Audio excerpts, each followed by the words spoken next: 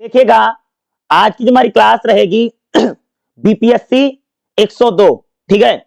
और भाई मेरे मैं इसमें आप सबको मोस्ट इंपॉर्टेंट क्वेश्चन बताने वाला हूं जो कि आपके एग्जाम में 100% आएगा ही आएगा। याद रखिएगा, जितने क्वेश्चन बताने वाला हूं इससे भाई मेरे एग्जाम में क्वेश्चन आपको बाहर कुछ देखने को नहीं मिलेगा। ये गारंटी के साथ मैं कह सकता हूं कि इतने क्वेश्चन जरूर करके जाइएगा, आपको एग्जाम में भाई मेरे यही सारे क्वेश्चन देखने को मिलेंगे, ठीक है। जितने क्वेश्चन बता रहा हूं यही सारे क्वेश्चन पढ़ के जाना है, इससे अलावा आपको करने की जरूरत नहीं पड़ेगी, ठीक है।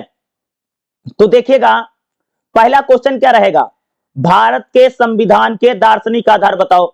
भाई देखो, संविधान को लेकर के शुरुआत में ही चैप्टर है और पहला क्वेश्चन भाई मेरे भारतीय संविधान का दार्शनिक आधार बताइए। इस टाइप का क्वेश्चन भाई मेरे आपको एग्जाम में मिलेगा, ठीक है। जो भारत का संविधान है, ठीक है, उसको लेकर के क्वेश्चन आएगा। तो देखिएगा, भारत का संविधान केवल एक कानूनी दस्तावेज नहीं है भाई। जो भारत का जो संविधान है वो केवल एक भाई किताब नहीं है, एक कानूनी दस्तावेज नहीं है, बल्कि हमारा जो संविधान है इसमें भाई मेरे बहुत गहरे दार्शनिक सिद्धांत है। यानी भाई मेरे कह सकते हैं जो भारत ने हम लोगों ने भाई जो संविधान बना रखा है यह दार्शनिक सिद्धांत, यानी इसमें फिलोसफी को भी हमने भाई मेरे ऐड कर रखा है। यानी हमारा जो सिद्धांत है वह हमारे अध्यात्म, हमारी सभ्यता, हमारी संस्कृति पर आधारित संविधान है। समझ रहे हो भाई, भारत का जो संविधान है वह केवल एक कानूनी किताब नहीं है, या उसको हम रूल बुक नहीं कह सकते हैं भारत का जो संविधान है, बल्कि हमारे संविधान में गहरे यानी दार्शनिक सिद्धांत भी हैं जो भारत की ऐतिहासिक परंपरा को, हमारे समाज को, हमारे कल्चर को और हमारी राजनीतिक चेतना को दर्शाते हैं। यानी जो भारतीय संविधान है उसमें भारतीय परंपरा या भारतीय दर्शन या भारतीय कल्चर जो है वह हमारे संविधान में हमको देखने को मिलता है।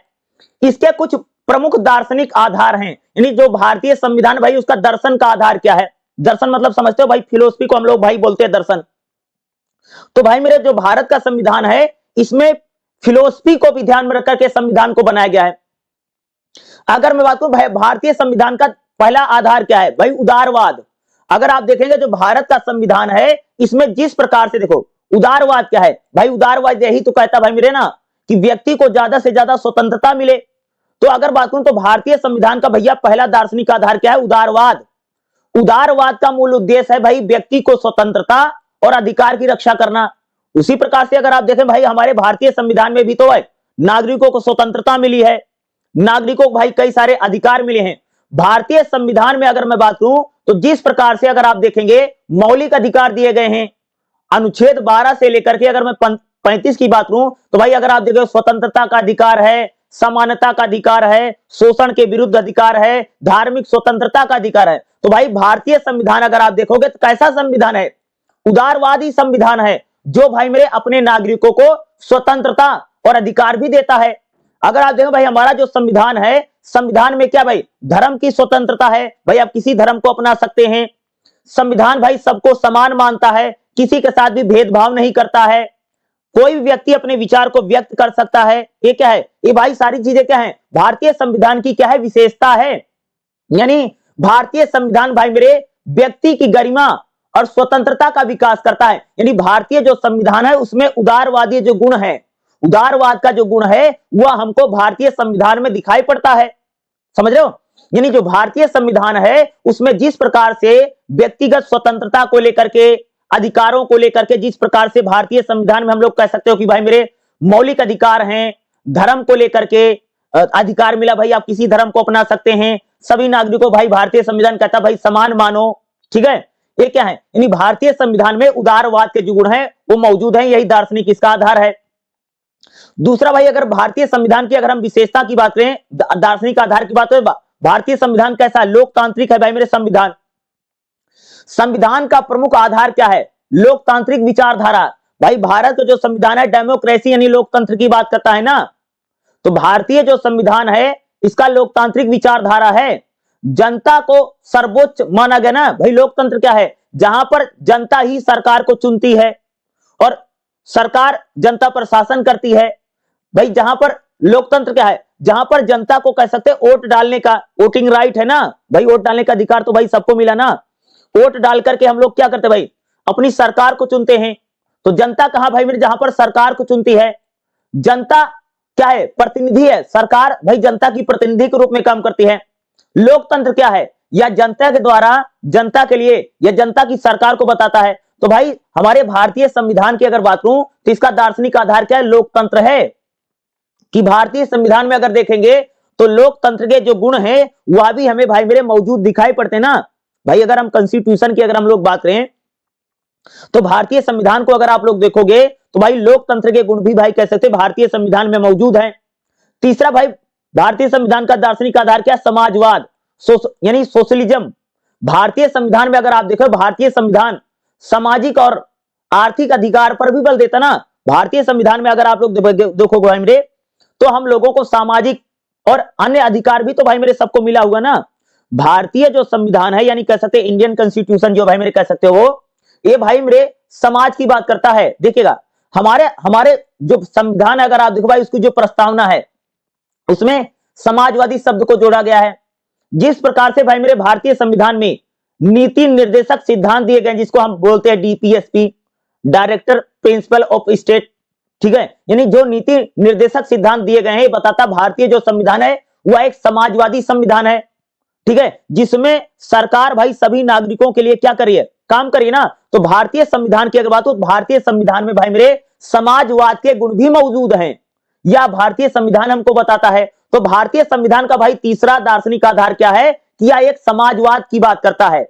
इसका उद्देश्य, यानी समाज में अगर आप देखोगे तो भाई असमानता को, भाई अगर आप देखते नहीं भाई हमारे देश में क्या है, भाई हमारे देश में अगर आप लोग देखोगे भाई मेरे, गरीबों के लिए, महिलाओं के लिए, बच्चों के लिए, यानी जो गरीब आदमी है भाई उसके लिए सरकार देखो कितनी प्रकार की योजना चलाती है। यही समाजवाद है। समाजवाद कह सकते हो कि जहां पर जो जनता गरीब है उनके लिए भाई सरकार तमाम योजना चला करके उनका भैया उद्धार करेगी।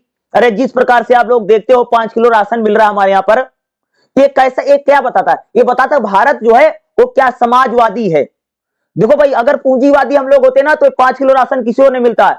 ये जो किसानों को 2000 रुपया खाते में आता है, किसान सम्मान निधि, आप लोगों को पता होगा, ये 2000 रुपया क्यों, क्योंकि ये समाजवादी देश है, क्योंकि हमारे संविधान में समाजवाद के जो गुण है, यानी तो सोशलिज्म के जो गुण मौजूद हैं, या भारतीय संविधान का भाई दार्शनिक आधार है ना।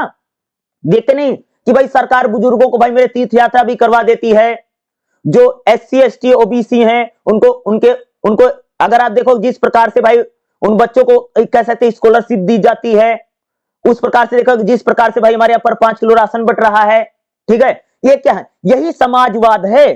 भाई अगर हम लोग पूंजीवादी होते सब कुछ नहीं होता, ये पूंजीवाद में सब कुछ नहीं होता। समाजवादी विचारधारा है कि भाई जो गरीब हैं, जो असहाय हैं, उनको भैया उनकी भी मदद क्या करेगी, सरकार करेगी, उनके लिए भी कुछ रियायत लाएगी, सब्सिडी समझते हो सर, यानी समाजवादी विचारधारा वहां है जहां पर सरकार असहाय के लिए, कमजोर के लिए, जो शोषित हैं, जो पिछड़े हैं, जो महिलाएं हैं, बच्चे हैं, उनके लिए सरकार भाई कुछ जरूरी स्कीम चलाती है, यही समाजवाद है। और भारतीय संविधान में कह सकते भाई समाजवाद के गुण मौजूद हैं, यह भारतीय संविधान का दार्शनिक आधार है। अगला क्या है, धर्मनिरपेक्षता। जिस प्रकार से भाई मेरे भारत का संविधान सभी धर्मों को बराबर मानता है, तो भारतीय संविधान कैसा संविधान भाई, धर्मनिरपेक्ष है। भारत का संविधान सभी धर्मों को समान महत्व देता है, या संविधान का दार्शनिक आधार है, ठीक है। भारत में भाई मेरे, भारत राज्य का कोई धर्म नहीं, अगर आप देखो भाई तो हमारा राज्य का कोई धर्म, सरकारी कोई धर्म नहीं ना, ऐसा थोड़ी है भाई। जिस प्रकार से पाकिस्तान अगर मैं बात करूं वह इस्लामिक कंट्री है, जिस प्रकार से अगर मैं बात करूं भाई बांग्लादेश इस्लामिक कंट्री है कह सकते हो, श्रीलंका बौद्ध कंट्री है, चाइना बौद्ध कंट्री है। लेकिन उसी प्रकार से अगर आप इंडिया को देखोगे तो भारत जो है कोई हिंदू कंट्री या इस्लामिक कंट्री, बौद्ध कंट्री नहीं है। भारत क्या भाई एक प्रकार से सेकुलर कंट्री है। तो भारतीय संविधान में अगर आप देखेंगे तो भारत कैसा है, धर्मनिरपेक्ष देश है। यानी भारत जो है भाई मेरे, वहां पर किसी भी धर्म को विशेष महत्व नहीं, बल्कि सभी धर्मों को बराबर माना जाता है। अगर आप देखो भारतीय संविधान भाई धर्म के आधार पर सभी नागरिकों को किसी प्रकार का भेदभाव नहीं, सबको समान माना जाता है। भारत में भाई मेरे धर्म के आधार पर किसी प्रकार का भेदभाव नहीं ना, या भारतीय संविधान की विविधता को बताता है कि भाई हमारे, अगर यहां देखो भाई हमारे यहाँ पे हिंदू भी है, मुसलमान भी है, सिख भी है, जैन भी है, ईसाई भी है, पारसी भी, सभी है ना भाई। इसी प्रकार से देखो भारतीय जो संविधान है वह कैसा संविधान भाई, धर्मनिरपेक्ष संविधान है, ठीक है। ये कह सकते भाई भारतीय संविधान का चौथा दार्शनिक आधार है। अगला भाई भारतीय संविधान का पांचवां दार्शनिक आधार क्या है? न्याय की अवधारणा। भाई भारतीय संविधान में अगर आप देखोगे सामाजिक न्याय की बात की गई है, आर्थिक न्याय की बात कही गई है और राजनीतिक न्याय की बात की है। भाई अगर आप देखो भारतीय संविधान की जो प्रस्तावना है उसमें अगर आप देखोगे न्याय की बात की गई है, यानी हर प्रकार से क्या है, न्याय करने की बात की गई ना। संविधान की प्रस्तावना में न्याय को बिल्कुल स्पष्ट बताया गया है, जिसे कानून के समक्ष भैया सभी बराबर हैं। देखते नहीं, अरे भाई बेशक प्रधानमंत्री का लड़का हो, बेशक भाई एक आम आदमी का आदमी लड़का हो, भाई अगर कोई सबके लिए कानून बराबर है ना भाई में, तो क्या है ये बताता कि कानून के समक्ष क्या भाई सभी बराबर हैं और सभी को समान अवसर मिलते हैं। अवसर की समानता समझते हो कि सभी को समान अवसर आगे बढ़ने को मिलेगा। अब समान अवसर पता क्या होता है? जैसे बताऊं भाई मेरे, जैसे तुम लोग एग्जाम देने जाओगे भाई मेरे, तो भाई सबका 100 नंबर का पेपर आता है, समझ गए, और भाई सबको 3-3 घंटे मिलेगा एग्जाम देने के लिए, यही है सबको समान अवसर। लेकिन भाई मेरे जब एग्जाम लिखते हो तो सबके अलग अलग नंबर आते हैं ना, तो यहां पर समानता नहीं, अवसरों की समानता है। भारतीय संविधान में क्या बोला कि भाई सबको समान अवसर मिलेगा, तो भारतीय संविधान अवसर की बात करता है। कमजोर वर्गों के लिए भाई विशेष प्रावधान, जिस प्रकार से हम लोग रिजर्वेशन की बात करते हैं, आरक्षण की बात करते हैं, तो भाई भारतीय संविधान में अगर आप देखोगे सामाजिक न्याय की बात की गई। भाई जो हमारे देश में जो जातियां पिछड़ी हुई थी हजारों लंबे साल वर्षों तक, कह सकते हो उनको भाई आरक्षण के जरिए कह सकते हैं एक प्रकार से उनको भी समाज की मुख्य धारा से जोड़ा जा रहा है। तो भारतीय संविधान भाई न्याय की बात करते थी, जिसको हम बोलते हैं सोशल जस्टिस, यानी सामाजिक न्याय की बात करता भारतीय संविधान। और कानून के भाई सामने सभी बराबर है ना। भारत संविधान कहता भाई भाई कानून की नजर में तो भाई हमारे देश में सभी बराबर हैं, ठीक है। अगला भाई भारतीय संविधान में अगर आप देखो भाई गांधीवादी दर्शन भी मौजूद है। भाई महात्मा गांधी भाई मेरे जिस प्रकार से तो सत्य और अहिंसा की बात करते थे, अगर उस प्रकार से भाई महात्मा गांधी की विचारधारा या महात्मा गांधी की जो सोच है वह भी भारतीय संविधान का भाई दार्शनिक आधार है। गांधी के अगर मैं विचारों की बात करूं तो गांधी के विचार भी संविधान में दिखाई पड़ते हैं। भाई महात्मा गांधी भाई ग्राम स्वराज की बात करते थे। उसी प्रकार से अगर आप देखो भारतीय संविधान में ग्राम पंचायतों का गठन को लेकर बात की गई है। आज हमारे देश में पंचायतें ना, क्योंकि महात्मा गांधी भाई कहते थे कि ग्राम पंचायतों के जरिए भारत का विकास हो सकता है। जब तक भैया मेरे हमारे गांव मजबूत नहीं होंगे तब तक भारत तरक्की नहीं कर सकता है, ये गांधी ने कहा था, समझ गए। तो भारतीय संविधान में कैसे भाई मेरे गांधी का दर्शन भी हमको दिखाई पड़ता है, ठीक है। गांधी भाई जिस प्रकार से सत्य और अहिंसा की बात करते थे वह भी भारतीय संविधान में मौजूद है। शराब निषेध, जिस प्रकार से भाई शराब को लेकर के, और जिस प्रकार से हमारे देश में कुटीर उद्योग, छोटे मोटे जो उद्योग धंधे होते हैं ना, इसको लेकर के संविधान जिस प्रकार से बोलता है, गांधी का जो विचार है वह भी भारतीय संविधान में हमको दिखाई पड़ता है। यह भी कह सकते भारतीय संविधान का भाई मेरे दार्शनिक आधार है।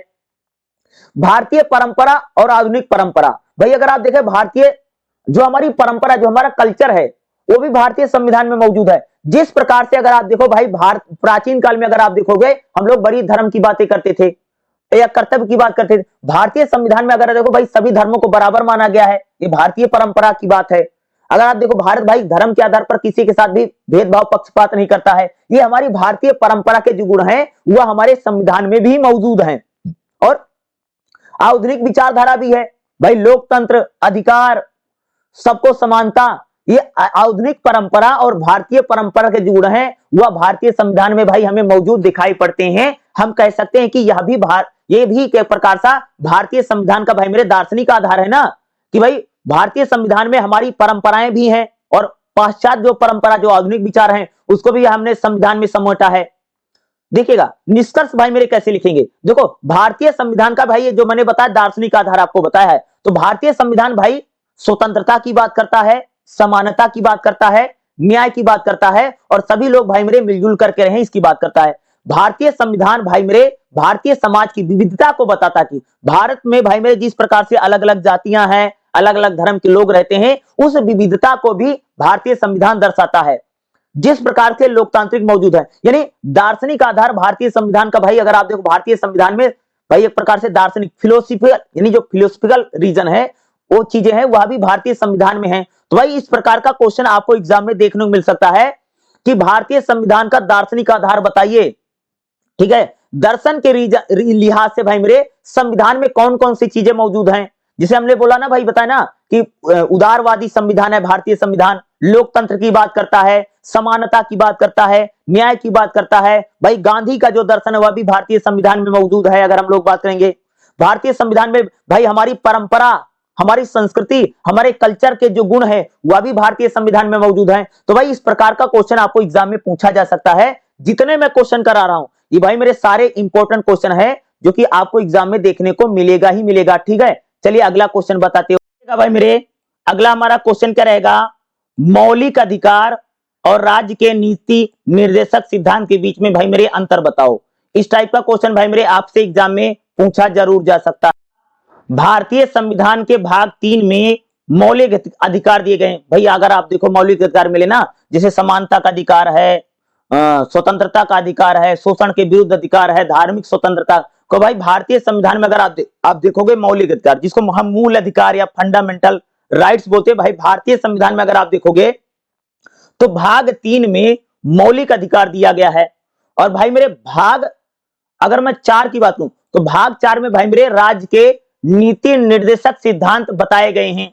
यह दोनों भारतीय लोकतंत्र में राज्य की स्थापना करने वाले हैं। अगर आप देखो हमारे संविधान में अगर आप देखोगे तो भाई नागरिकों को मौलिक अधिकार भी दिया गया है। साथ ही साथ अगर आप देखेंगे संविधान में भाई मेरे राज्य के नीति निर्देशक सिद्धांत दिए गए कि भाई जब हमारा देश आजाद हुआ भाई उस समय तो कई सारे अधिकार नागरिकों को मिल गए, लेकिन कई सारी ऐसी चीजें थी भाई मेरे जिनको उस समय पर नहीं किया गया था और बोला गया था कि इनको बाद में किया जाएगा। तो उन सारी चीजों को भाई मेरे हम लोगों ने नीति निर्देशक सिद्धांत में लिख दिया था। अगर बात करूं भाई मेरे अनुच्छेद 36 से लेकर के आर्टिकल 36 से लेकर के आर्टिकल 51 तक जो भी बातें बताई गई हैं वो भाई सारी बातें राज्य के नीति निर्देशक सिद्धांतों में आती हैं। तो देखेगा भाई मूल अधिकार और राज्य के नीति निर्देशक जो सिद्धांत है दोनों के बीच अंतर क्या, अंतर बताने तो देखेगा। अगर बात करूं भाई जो मौलिक अधिकार है, मौलिक अधिकार क्या है, ये नागरिकों को मिलने वाला अधिकार है। जैसे मौलिक अधिकार कौन कौन से, जैसे अगर भाई स्वतंत्रता का अधिकार है, समानता का अधिकार है, शोषण के विरुद्ध अधिकार है, धार्मिक स्वतंत्रता का अधिकार है, क्या है, यही तो भाई मेरे मौलिक अधिकार हैं। अरे भाई 6 मौलिक अधिकार नागरिकों को मिला ना, कौन कौन सा, स्वतंत्रता का अधिकार है, समानता का अधिकार है, शोषण के विरुद्ध अधिकार है, धार्मिक स्वतंत्रता का अधिकार है, ठीक है, यानी अल्पसंख्यकों और सांस्कृतिक अधिकार है, ठीक है। ये सारे अधिकार भाई आपको 6 मौलिक, संवैधानिक उपचारों का अधिकार है तो 6 मौलिक अधिकार हैं, ठीक है। नीति निर्देशक सिद्धांत क्या देखेगा, जो नीति निर्देशक सिद्धांत है भाई मेरे ये राज्य के लिए दिशा निर्देश हैं। देखो भाई मेरे जब हमारा देश 1947 में आजाद हो रहा था तो बहुत सारी अधिकार भाई नागरिकों को डायरेक्ट दे दिए गए, लेकिन भाई मेरे कई सारी ऐसी चीजें थी उस समय बोला गया था कि हम इसको आने वाले टाइम में करेंगे। तो भाई उसी को बोला वही सारी चीजें भाई मेरे नीति निर्देशक सिद्धांत में। देखो जब हमारा देश आजाद हुआ भाई मेरे ना तो उस समय अगर आप देखो पंचायतों का गठन नहीं किया गया, लेकिन अगर आप देखेंगे नीति निर्देशक सिद्धांत में भाई पंचायतों की बात की गई। आर्टिकल 40 में अगर आप देखोगे, अनुच्छेद 40 में देखोगे तो बोला गया भाई पंचायतों का गठन किया जाएगा। लेकिन भाई मेरे पंचायतें भारत में कब बनी, देश तो 47 में आजाद हो गया था भाई मेरे, लेकिन पंचायतें कब बनी, 1992-93 में जाकर के भारतीय संविधान में भाई पंचायतों का गठन किया गया है, समझ गए, यानी तब पंचायतों को भाई संवैधानिक दर्जा मिला। तो कहने का मतलब है नीति निर्देशक सिद्धांत वह होते हैं जो जब हमारा देश भाई आजाद हुआ तो उस समय हमारी सिचुएशन स्थिति इतनी बढ़िया नहीं थी कि ये भी चीजें हम कर पाते। तो बोला गया कि भाई मेरे आने वाले समय में जैसे जैसे हम आगे बढ़ेंगे, तरक्की करेंगे, इन चीजों को भाई हम लागू करेंगे। वही उन्हीं सारी चीजों को भाई मेरे नीति यानी राज्य को ये सारे आदेश दिए गए हैं। नीति निर्देशक मतलब क्या होता है कि भाई संविधान राज्य यानी सरकार को आदेश देता है कि आने वाले समय में जैसी जैसी स्थिति सुधरेगी वैसे वैसे भाई मेरे राज्य यानी सरकार जो है इन चीजों को भी लागू करवाएगी। तो भाई मेरे नीति निर्देशक सिद्धांत क्या देखेगा, ये राज्य के लिए दिशा निर्देश हैं भाई, ऐसे करना है जिनका उद्देश्य सामाजिक और आर्थिक न्याय पर है। भाई मेरे जो नीति निर्देशक सिद्धांत है वो सामाजिक आर्थिक हैं, जो राज्य को कल्याणकारी राज्य बनाते हैं। देखेगा भाई मेरे जो मौलिक संविधान में कहां कहां भाई मेरे मौलिक अधिकार जो है कह सकते भाई मेरे मौलिक अधिकार संविधान के भाग 3 में दिया गया है। मौलिक अधिकार जो फंडामेंटल जो राइट जिसको आप बोलते हैं भाई मेरे मौलिक अधिकार भाई संविधान के भाग 3 में है और अनुच्छेद 12 से लेकर के 35 तक भाई मेरे मौलिक अधिकार हैं। वही बल्कि जो नीति निर्देशक सिद्धांत हैं ये भाई संविधान के भाग 4 में लिखे गए हैं। भाग 4 में क्या है, नीति निर्देशक सिद्धांत हैं। और भाई अनुच्छेद यानी 36 से लेकर के 51 तक अगर आप देखेंगे तो भाई नीति निर्देशक सिद्धांत बताए गए हैं। अब देखिएगा परिवर्तनीयता क्या है, दिखेगा भाई मेरे जो मौलिक अधिकार है, क्योंकि दोनों में अंतर बता रहा हूं मैं आपको, देखिएगा, मौलिक अधिकार भाई मेरे न्यायालय के द्वारा परिवर्तन नहीं किए जा सकते भाई। भाई हमारी सरकार मौलिक अधिकारों को बदल नहीं सकती है भाई मेरे। और भाई मेरे अगर किसी के मौलिक अधिकारों का उल्लंघन होगा भाई, जैसे मान लो भाई अगर आपको मौलिक अधिकार नहीं मिल रहा, भाई आप सीधा जाकर के सुप्रीम कोर्ट में अपनी याचिका दायर कर सकते हो, सीधा जाकर के भैया सुप्रीम कोर्ट का दरवाजा खटखटा सकते हो अगर आपको मौलिक अधिकार नहीं मिल रहा है। लेकिन भाई मेरे जो नीति निर्देशक सिद्धांत है, इसके लिए भाई मेरे कोर्ट में नहीं जा सकते हैं, क्योंकि बोला गया था कि आने वाले समय में सरकार इन कामों को करेगी। ये डिफरेंस है। प्रकृति की बात करते हैं भाई, जो मौलिक अधिकार हैं ये नकारात्मक भी है सकारात्मक दोनों प्रकार के हैं। अगर आप देखो भाई मेरे जो मौलिक अधिकार हैं, जैसे स्वतंत्रता का अधिकार है, समानता का अधिकार है, धार्मिक स्वतंत्रता का अधिकार है, शोषण के विरुद्ध अधिकार है, जो भाई मेरे मौलिक अधिकार जिनको हम मूल अधिकार बोलते हैं, भाई मेरे पॉजिटिव भी यानी सकारात्मक नकारात्मक दोनों है। लेकिन सरकार भाई इनको प्रतिबंध लगाते हैं। कई बार सरकार कई सारे मौलिक अधिकारों को सरकार रोक भी सकती है, ठीक है। लेकिन भाई मेरे जो नीति निर्देशक सिद्धांत है ये सारे पॉजिटिव हैं, जो राज्य को बेहतर बनाने के लिए बनाए गए भाई मेरे। अब लाभार्थी की बात करेंगे भाई, जो मौलिक अधिकार हैं, मौलिक अधिकार भाई व्यक्तियों को दिए गए हैं। मौलिक अधिकार से क्या होगा भाई मेरे, व्यक्ति का विकास होगा। मौलिक अधिकार भाई मेरे हमको इसलिए मिले, हमारा जो संविधान है भाई मेरे, हम लोगों को मौलिक अधिकार क्यों देता है, ताकि भाई व्यक्ति का विकास हो। व्यक्ति जो भाई मेरे अपने नागरिकों को भाई मेरे हमारा संविधान भाई मेरे मौलिक अधिकार देता है। स्वतंत्रता का अधिकार है, न्याय का अधिकार है, ये सारे मौलिक अधिकार है भाई ना, ताकि व्यक्तिगत नागरिकों के हित हो, भलाई हो। और भाई जो नीति निर्देशक सिद्धांत है भाई मेरे, नीति निर्देशक जो सिद्धांत होते हैं समाज की भलाई के लिए दिए जाते हैं, ताकि समाज का भला हो, समाज का कल्याण हो, समाज का हित हो। नीति निर्देशक सिद्धांत जो होते हैं भाई मेरे वो समाज के लिए होते हैं, समाज के कल्याण के लिए भाई नीति निर्देशक सिद्धांत होते हैं। और जो मौलिक अधिकार होता है वो व्यक्ति के लिए होते हैं, इंसान के लिए बनाए गए भाई मेरे मौलिक अधिकार, जो व्यक्ति का विकास चाहते हैं। और नीति निर्देशक जो सिद्धांत होता है वो समाज की भलाई के लिए बनाए कि समाज का भैया कल्याण हो। अगला देखेगा भाई मेरे जो मौलिक अधिकार होते हैं, मौलिक लचीलेपन की बात करेंगे और तत्काल मौलिक अधिकार भाई मेरे आपको तुरंत दिए गए हैं। मौलिक अधिकार जैसे भाई हमारा देश 1947 में आजाद हुआ, और जब भाई हमारा संविधान बना, संविधान बनते भाई मेरे सबको मौलिक अधिकार मिल गए, 6 के 6 तुरंत मिल गए थे। पहले तो 7 थे, अब तो बाद में घट गए थे, ठीक है। तो भाई मेरे जो मौलिक अधिकार था वो तो भाई तुरंत सबको मिल गया। लेकिन भाई मेरे जो नीति निर्देशक सिद्धांत है आने वाले समय में धीरे धीरे नागरिकों को दिए जाएंगे, मिल रहे हैं। अब लचीलेपन की बात करेंगे भाई मेरे जो मौलिक अधिकार है, मौलिक अधिकार बहुत कठोर हैं, इनको बदला नहीं जा सकता है, और मौलिक अधिकारों का उल्लंघन नहीं कर सकती सरकार भी। और मौलिक अधिकार अगर किसी को भैया नहीं मिल रहा है तो सीधा जाकर के भाई मेरे सुप्रीम कोर्ट में केस कर सकता है, सीधा डायरेक्ट सुप्रीम कोर्ट में जाकर के आप अपील कर सकते हैं और अपनी भैया याचिका दायर कर सकते हैं अगर आपको मौलिक अधिकार नहीं मिल रहा है। लेकिन भाई मेरे जो नीति निर्देशक सिद्धांत होते हैं ये बहुत लचीले हैं, इनको सरकार धीरे धीरे समाज को प्रदान करेगी। नीति निर्देशक सिद्धांत इस प्रकार के हैं। अब संशोधन की बात करेंगे भाई मेरे, मौलिक अधिकारों में किसी प्रकार का बदलाव नहीं किया जा सकता है, ये कंफर्म है मेरे। मौलिक अधिकार जो है, जो 6 मौलिक अधिकार मिले हैं उस पर सरकार किसी प्रकार को बदला नहीं जा सकता है, ठीक है। और इनकी मूल रचना नहीं बदल सकती मौलिक अधिकारों की। लेकिन भाई मेरे जो नीति निर्देशक सिद्धांत है इसमें सरकार थोड़ा बहुत इसको बदल सकती है, इसको सरल कर सकती है। ये सरकार के पास और संसद के पास ऐसी शक्तियां हैं।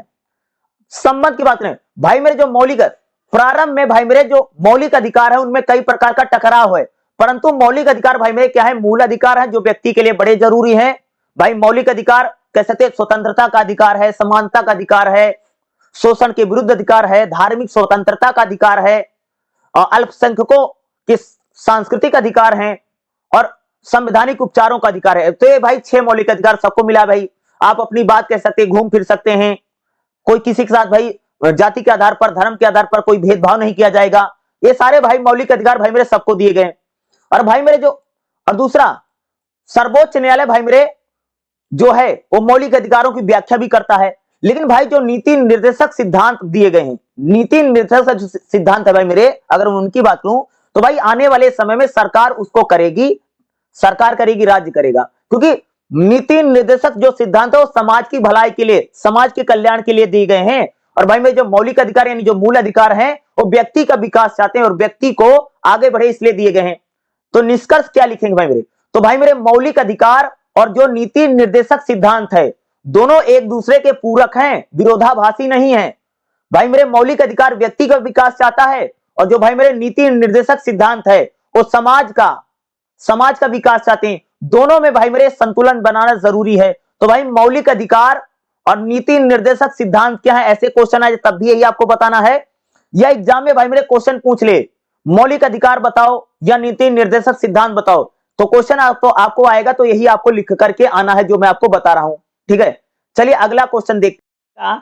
अगला हमारा क्वेश्चन भाई मेरे क्या रहेगा, राज्य के नीति निर्देशक सिद्धांत बताओ। भाई ये क्वेश्चन आपको एग्जाम में देखने को मिल सकता है, राज्य के नीति निर्देशक सिद्धांतों को बताए। देखिएगा भाई, सबसे पहले इसकी हम अर्थ की बात करेंगे और परिभाषा की बात करेंगे, आखिर ये चीज क्या होती है। देखिएगा, राज्य के नीति निर्देशक सिद्धांत यानी स्टेट पॉलिसी जो है, राज्य के जो नीति सिद्धांत हैं, अगर मैं इनकी बात करूं तो भाई क्या संविधान में एक प्रकार का क्या है, दिशा निर्देश है।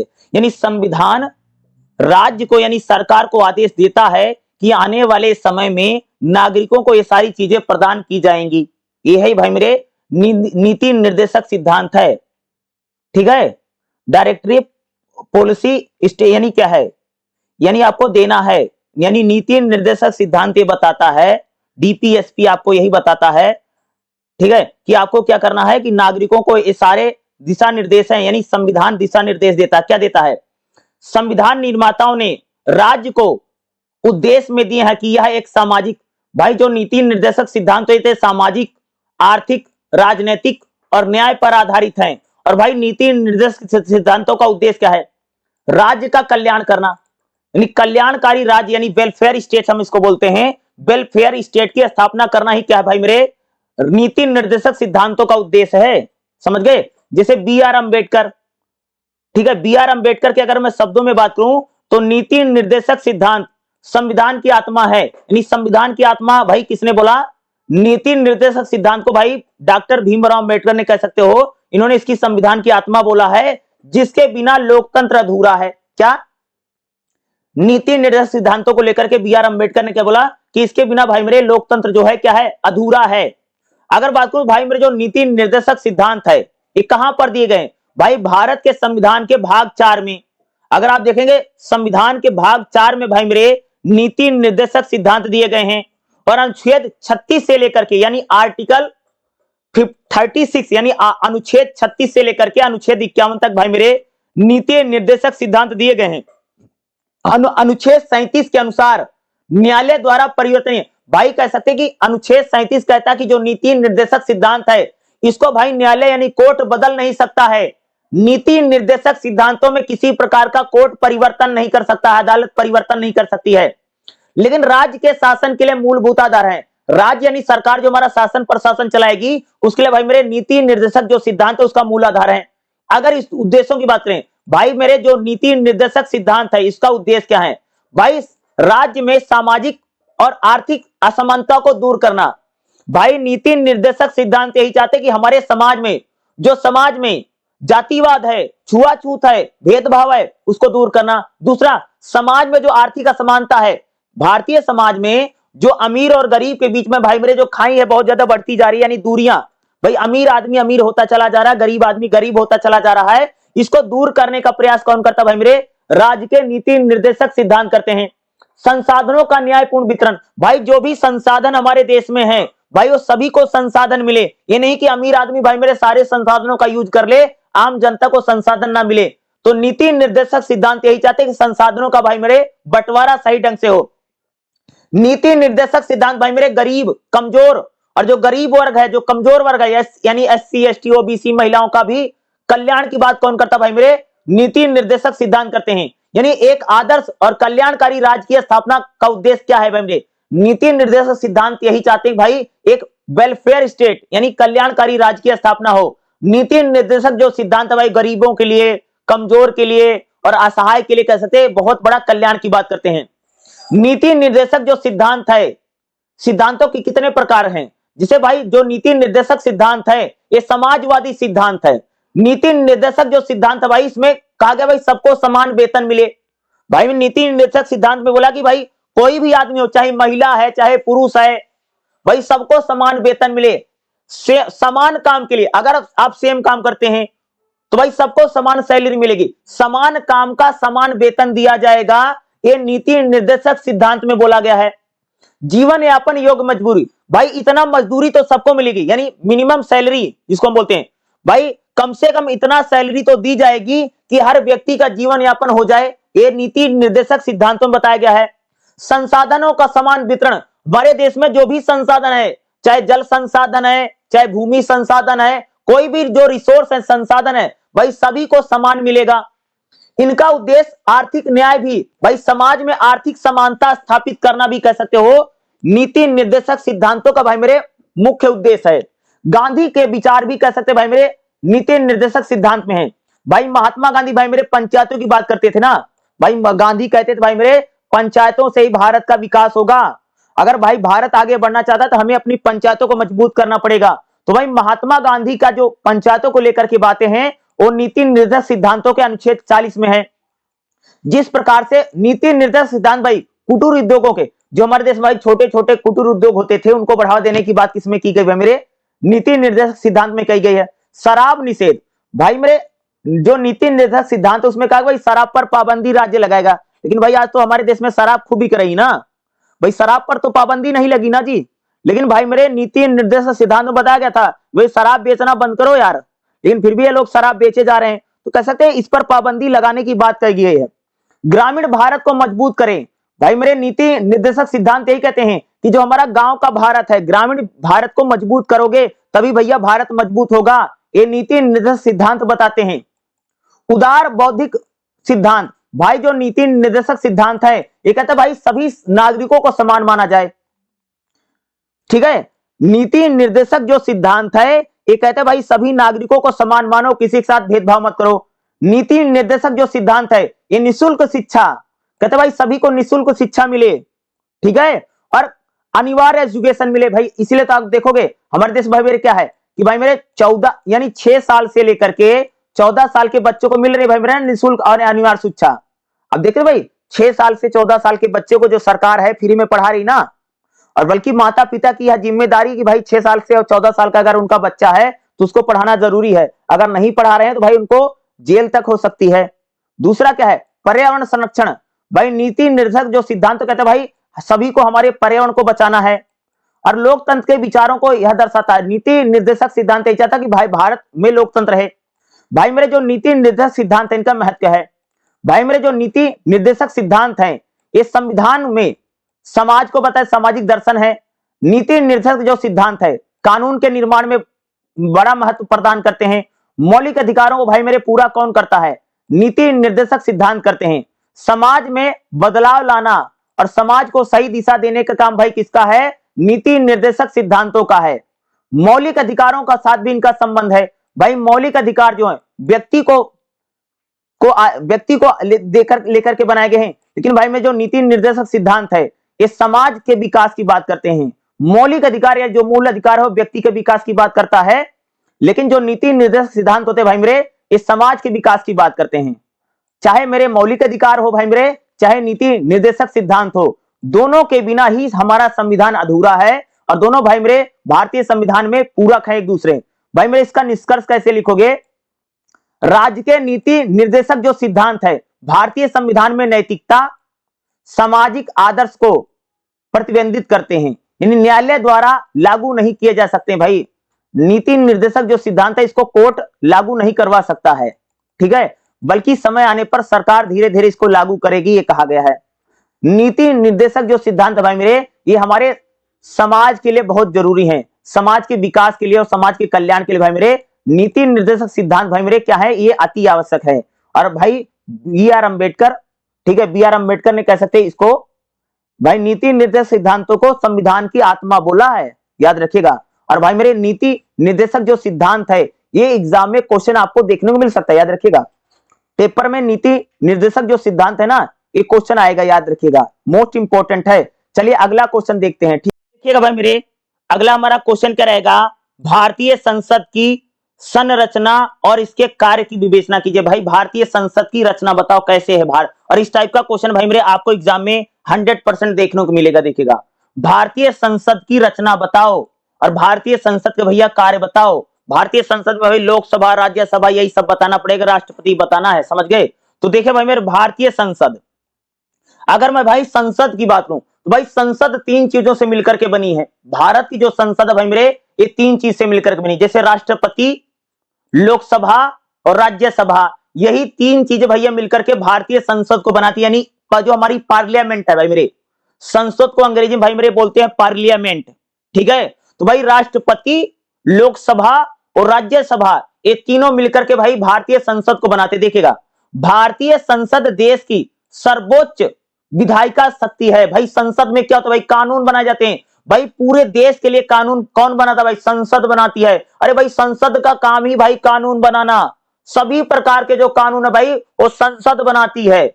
संविधान के अनुच्छेद 79 में, यानी अनुच्छेद 79 में कह सकते हैं भाई भारतीय संसद को लेकर के बातें बताई गई हैं। जो हमारा भारतीय संविधान है उसके आर्टिकल यानी अनुच्छेद 79 में कह सकते हो कि भाई भारतीय संसद को लेकर के बताया गया है। और संसद क्या है भाई मेरे, कानून बनाने वाली सबसे बड़ी संस्था है। संसद क्या करती है भाई मेरे, देश के लिए नियमों और कानूनों को बनाने का काम करती है। और भाई संसद कौन कौन है भाई, राष्ट्रपति जी, जो हमारी भाई भारत की राष्ट्रपति कौन है, द्रौपदी मुर्मू है भाई मेरे। लोकसभा, लोकसभा जिसमें भाई हम वोट डाल करके लोगों को चुन करके भेजते हैं, जिसमें लोकसभा के मेंबर जैसे सरकार, नरेंद्र मोदी, बाकी सब लोग भाई लोकसभा में चुनाव जीत करके गए हैं। लोकसभा। तीसरा भाई मेरे राज्यसभा, राज्यसभा यानी राष्ट्रपति, लोकसभा, राज्यसभा, यही तीनों लोग मिलकर के भाई मेरे भारतीय संसद को बनाते हैं। अब देखा भारतीय संसद की भाई संरचना कैसे है, संसद क्या है, देखिएगा भाई हमारे भारतीय संसद में सबसे पहले भाई आते हैं राष्ट्रपति। अरे भाई कोई भी कानून बनता है ना तो राष्ट्रपति साइन करता है भाई मेरे, तब जाके कानून बना जाता है।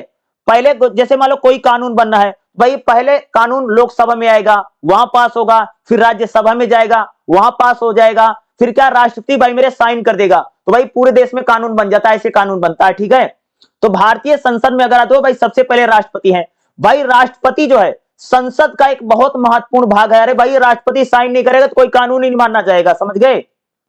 राष्ट्रपति क्या करता है, जो भी भाई कानून बनता है ना उस पर साइन करता है, तब जाके वो कानून माना जाता है पूरे देश में।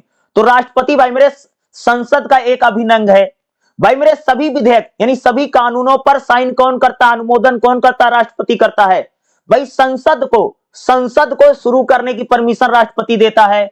भाई संसद को निरस्त और भंग कौन करता, राष्ट्रपति करता है। भाई राष्ट्रपति भाई मेरे कोई भी अध्यादेश, जैसे भाई मान लो कि संसद नहीं चल रही है, मान लो भाई मेरे कोई एक समय संसद नहीं चल रही है, तो सरकार भाई राष्ट्रपति से साइन करवा करके किसी भी कानून को भाई मेरे 6 महीने तक के लिए देश में लागू करवा सकती है। ये राष्ट्रपति के साथ भाई मेरे पूरे पावर है। और भैया मेरे जब तक राष्ट्रपति साइन नहीं करेगा किसी चीज पर, तब तक भाई मेरे संसद ने बेशक उस कानून को बना दिया, मानना नहीं जाएगा।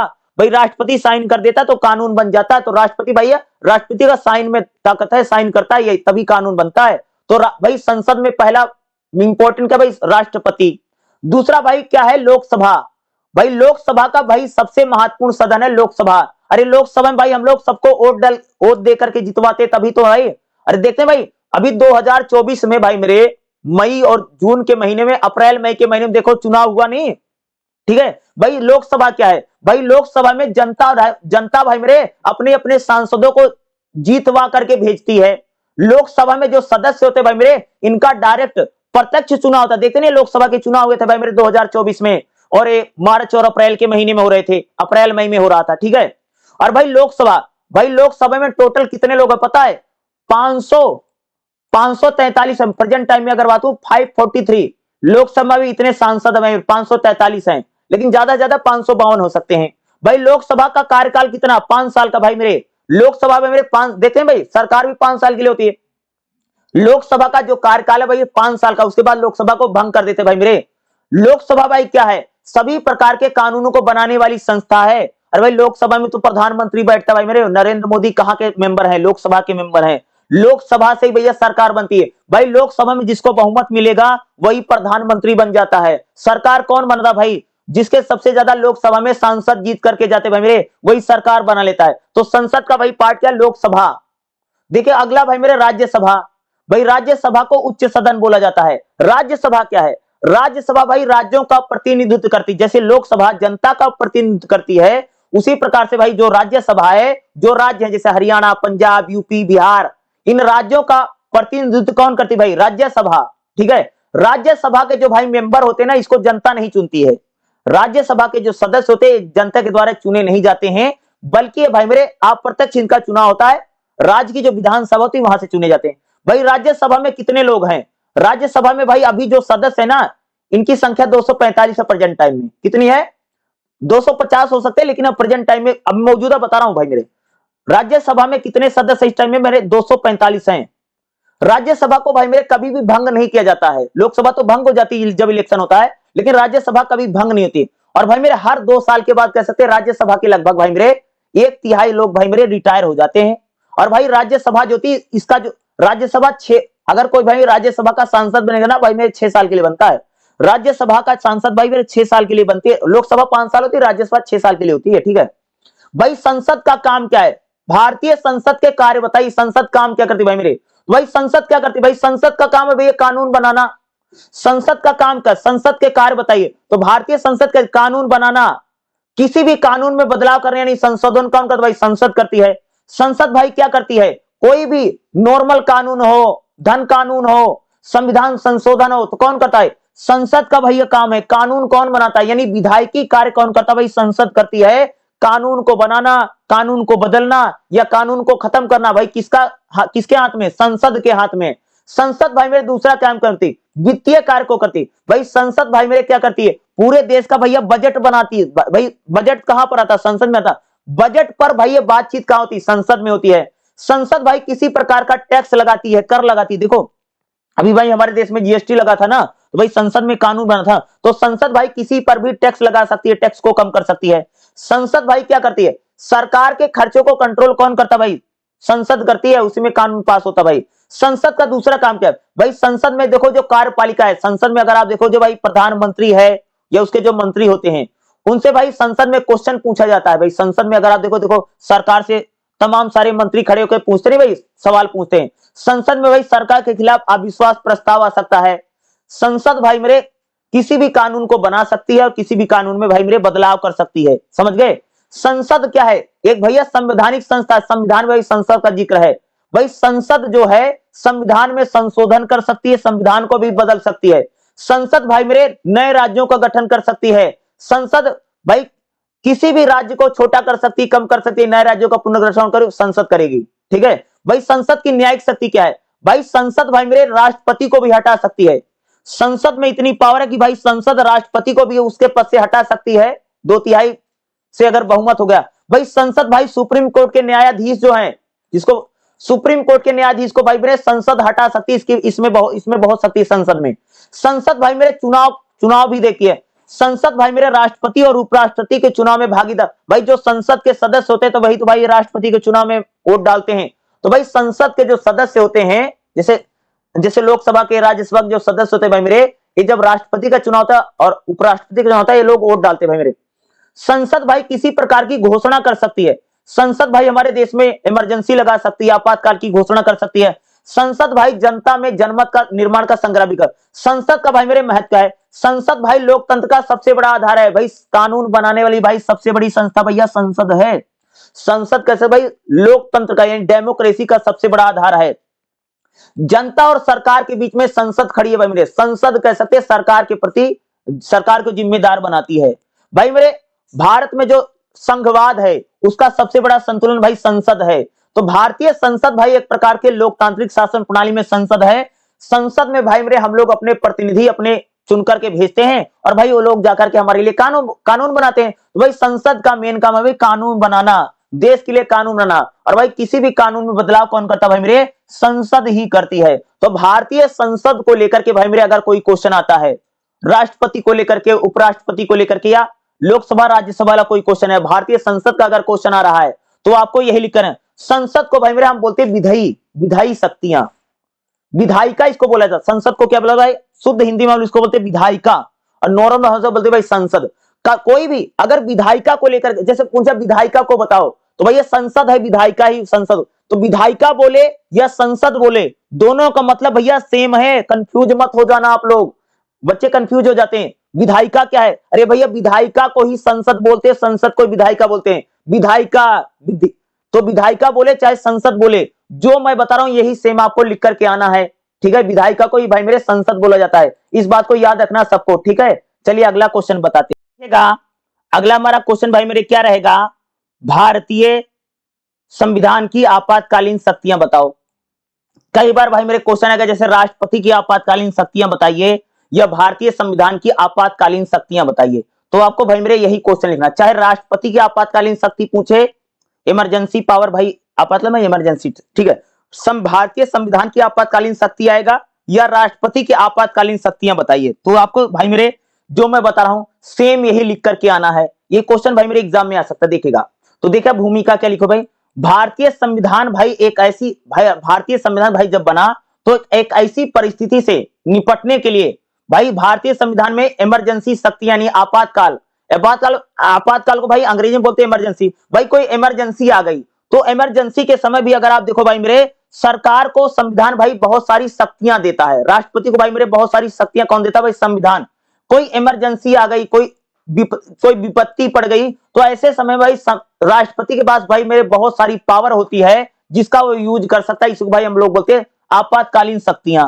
जब देश में कोई भी ऐसी स्थिति बन जाए जिसमें संविधान की व्यवस्था ठीक से काम नहीं कर पाती है, तो ऐसी स्थिति में भाई मेरे जो राष्ट्रपति है, राष्ट्रपति भाई देश की एकता को बनाए रखने के लिए, भाई देश में एकता बनी रहे, देश में सुरक्षा बनी रहे, इसको बनाए रखने के लिए भाई मेरे राष्ट्रपति को भाई मेरे कई सारी शक्तियां मिली हुई कि राष्ट्रपति पूरे देश की पावर को अपने हाथ में ले सकता है। आप समझ गए? आप ये समझ सकते हो कि भाई मेरे जब देश में ऐसा लगे कि सरकार भाई देश के लिए काम नहीं करी, सरकार भ्रष्ट हो चुकी है, सरकार भाई देश के खिलाफ काम कर रही है और सरकार जो है एक प्रकार से कह सकते हैं कि विदेशी हाथों में चली गई है, ऐसे समय में कह सकते भाई राष्ट्रपति क्या कर सकता है?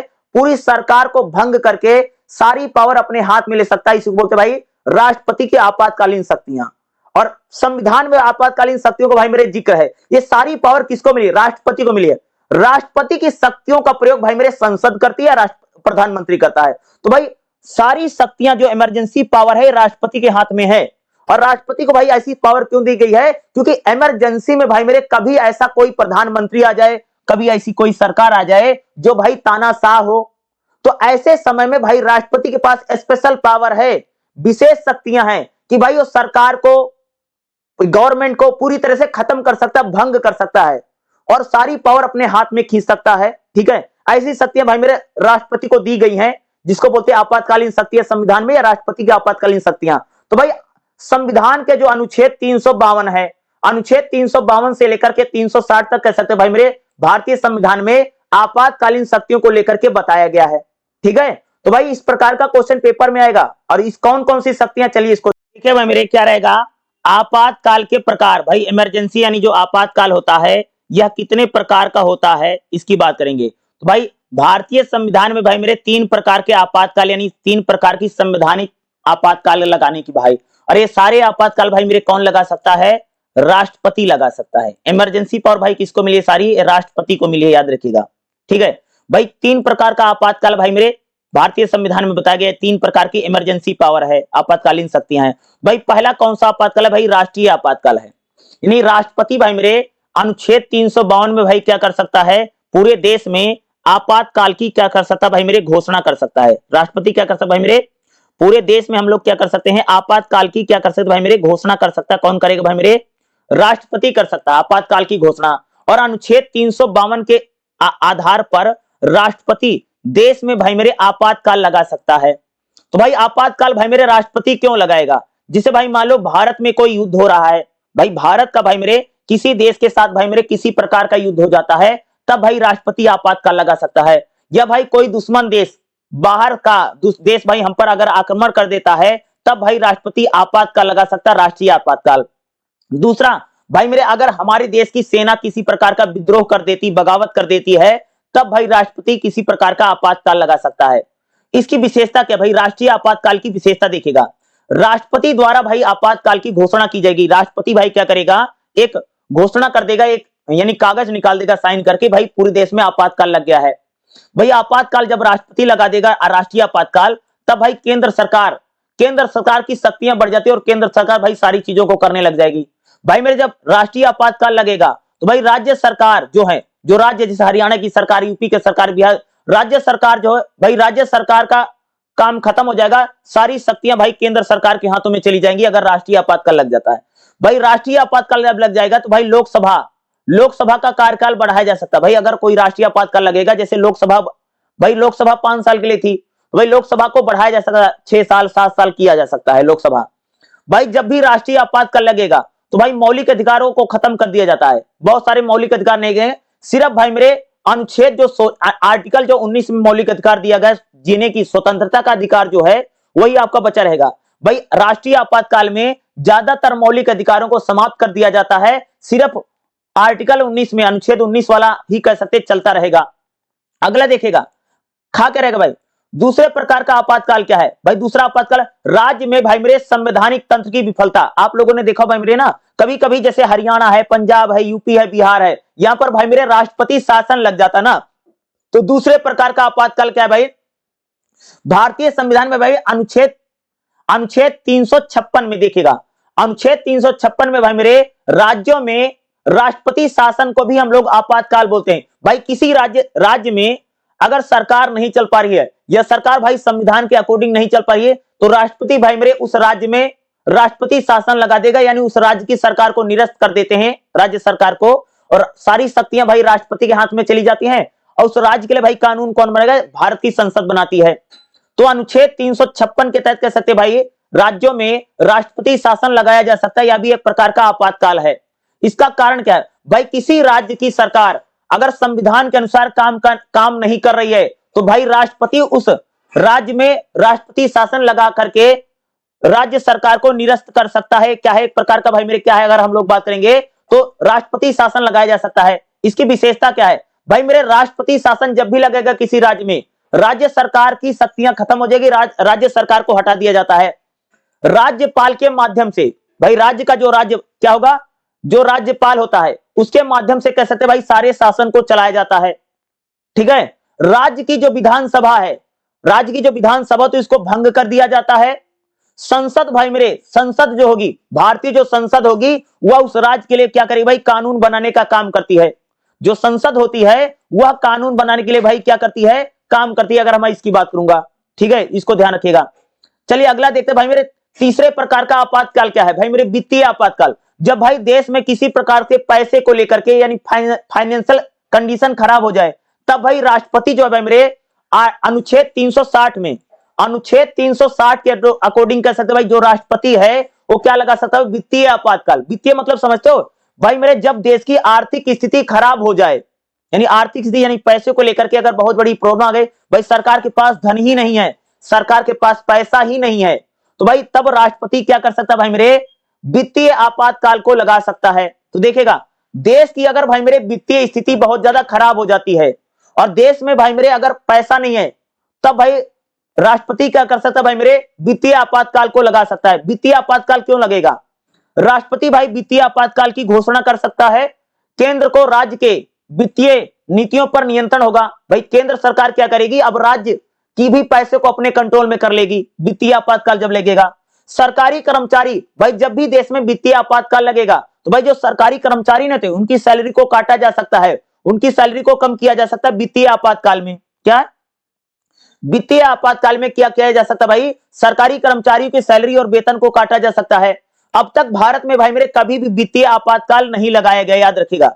अब तक भाई कह सकते भारत में किसी भी प्रकार का वित्तीय आपातकाल को नहीं लगाया गया, याद रखिएगा। भाई आपातकालीन शक्तियों के भाई मेरे कौन कौन से प्रभाव, भाई आपातकालीन जो शक्तियां होती है इसका प्रभाव क्या पड़ता है भाई मेरे, जो आपातकालीन शक्तियां हैं या भाई हमारे भारतीय संविधान के संघीय ढांचे को बताती कि हमारा जो संविधान है वो एक प्रकार के संघात्मक संविधान है। भाई जब भी आपातकाल लगता है तो भाई मेरे केंद्र सरकार की शक्तियां बढ़ जाती हैं, राज्य सरकार की शक्तियां लगभग खत्म हो जाती हैं। अगर किसी प्रकार का भाई मेरे आपातकाल यानी इमरजेंसी लगाई जाती है, भाई आपातकाल के समय कह सकते हैं भाई मेरे, कोई भी अगर अब आपातकाल लगाए, इमरजेंसी लगाई, आपातकाल लगेगा भाई मेरे, तो मौलिक अधिकारों पर इसका प्रभाव पड़ेगा। भाई आपातकाल के समय कह सकते हैं कि नागरिकों के जो मौलिक अधिकार हैं, जो फंडामेंटल राइट हैं, इनको कम कर दिया जाता है। भाई नागरिकों को केवल जीवन और व्यक्तिगत स्वतंत्रता का ही यानी मौलिक संविधान बचेगा, यानी मूल अधिकार बचेगा, बाकी सारे समाप्त कर दिए जाते भाई मेरे। भाई मेरे 44वां संविधान संशोधन देखिएगा भाई, आपातकाल को लेकर के आपातकाल की घोषणा को कठिन बनाया गया। भाई आपातकाल ऐसे राष्ट्रपति नहीं लगा सकता है, राष्ट्रपति भाई मेरे जो इमरजेंसी लगाता, जो आपातकाल लगाता है, ऐसे इसको लगाया नहीं जा सकता है। न्यायिक समीक्षा को भाई मजबूत बनाता है, मौलिक अधिकारों की सुरक्षा भाई आपातकाल में बनी रहे इसकी बात करता है। महत्व भाई इसका क्या है, भाई कोई भी अगर देश पर संकट आता है, देश पर कोई आक्रमण होता, कोई हमला होता है, या किसी राज्य की सरकार सही से काम नहीं कर रही है, तो ऐसे समय भाई राष्ट्रपति भाई क्या कर सकता है, आपातकालीन शक्तियों का प्रयोग कर सकता है। भारतीय संविधान की बचाने के लिए भाई एक राष्ट्रपति को भाई आपातकालीन शक्तियां दी गई हैं। भाई इससे हमारे शासन में निरंतरता थी भाई आपातकाल से।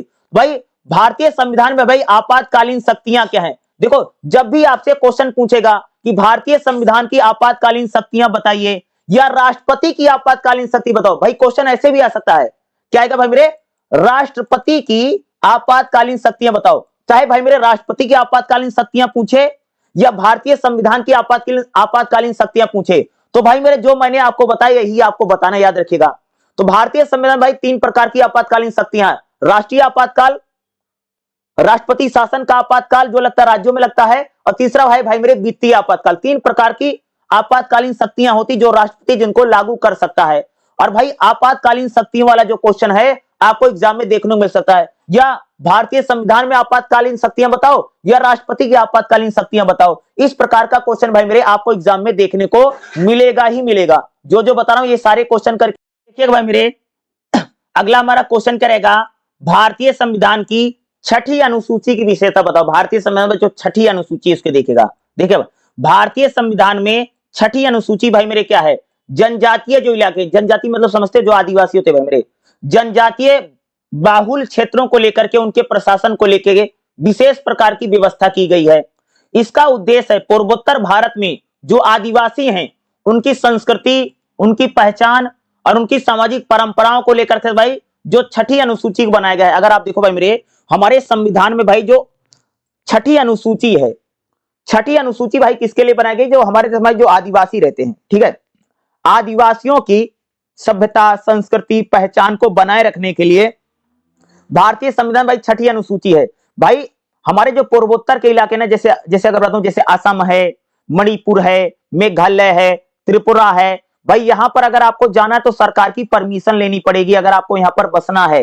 क्यों सरकार ने ऐसा क्यों कर रखा है, ताकि भाई मेरे इन इलाकों में भाई ना आदिवासी लोग रहते हैं, आदिवासी लोग रहते हैं, तो आदिवासियों की सभ्यता संस्कृति को बचाने के लिए कह सकते भाई मेरे भारतीय संविधान में भाई मेरे 6ठी अनुसूची है, ठीक है। और 6ठी अनुसूची में क्या है भाई मेरे, जो 6ठी अनुसूची है उसमें क्षेत्रीय विस्तार किया गया है। जैसे जो 6ठी अनुसूची है एक खास तौर से जो आदिवासी लोग होते हैं उनके क्षेत्रों के विशेष प्रावधान उसमें दिए गए, जैसे असम, मेघालय, त्रिपुरा और मिजोरम, याद रखिएगा असम, मेघालय और त्रिपुरा और मिजोरम में भाई अगर आपको जाना है तो यहां पर भाई आपको सरकार की परमिशन लेकर के जाना पड़ेगा, क्योंकि भाई आदिवासियों के लिए कह सकते भाई ये सारे इलाके रिजर्व हैं, सुरक्षित घोषित कर रखे हैं, ताकि भाई मेरे कोई बाहर का व्यक्ति वहां पर ना जाए, नहीं तो वहां की आदिवासियों की भाई सभ्यता, संस्कृति, जो परंपरा है उसमें व्यवधान न उत्पन्न हो। भाई आदिवासियों की संस्कृति, परंपरा, रीति रिवाज को बनाए रखने के लिए कहते हैं भाई असम है, मेघालय है, त्रिपुरा है, मिजोरम है,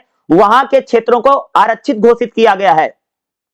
6ठी अनुसूची की भाई मेरे विशेषता क्या देखेगा, भाई जो 6ठी अनुसूची है यहां पर स्वायत्त जिला परिषदों की स्थापना की गई है। भाई 6ठी अनुसूची में कह सकते हैं जिला स्वायत्त परिषद की व्यवस्था की गई है, कि भाई अगर आपको असम है, मणिपुर है, मेघालय है, मिजोरम है, अगर आपको यहां पर जाना है तो आपको भाई वहां से सरकार की परमिशन आपको लेनी पड़ेगी, तभी भाई आप वहां पर जा सकते हैं।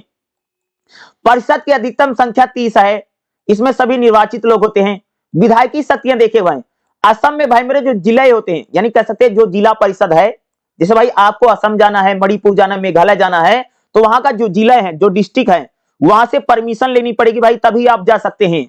जिला स्वायत्त परिषदें कानून बना सकती हैं, जैसे भूमि और वन को छोड़ करके, भाई भूमि और वन को लेकर के असम, मणिपुर, मेघालय, मिजोरम जो है यहाँ की जो जिला परिषद है कानून बना सकती हैं। गांव के शासन को लेकर के, विवाह, तलाक, उत्तराधिकार को लेकर के, इस प्रकार के कानून कौन बना सकता है भाई मेरे, असम में भाई मेरे जो जिला परिषद होती है, क्योंकि यहाँ पर भाई मेरे आदिवासी रहते हैं, तो आदिवासियों को लेकर के भाई मेरे खास तौर से जो वहां पर जिला परिषद है उसको विशेष शक्तियां प्रदान की गई हैं।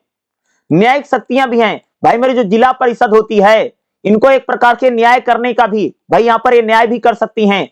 जनजातीय इलाकों में स्थानीय अदालतों का गठन किया गया है। जो आदिवासी लोग होते हैं इनके लिए भाई वही लोकल लेवल पर भी अदालत बना सकते भाई मेरे। गंभीर अपराध जैसे उच्चतम न्यायालय में आएंगे।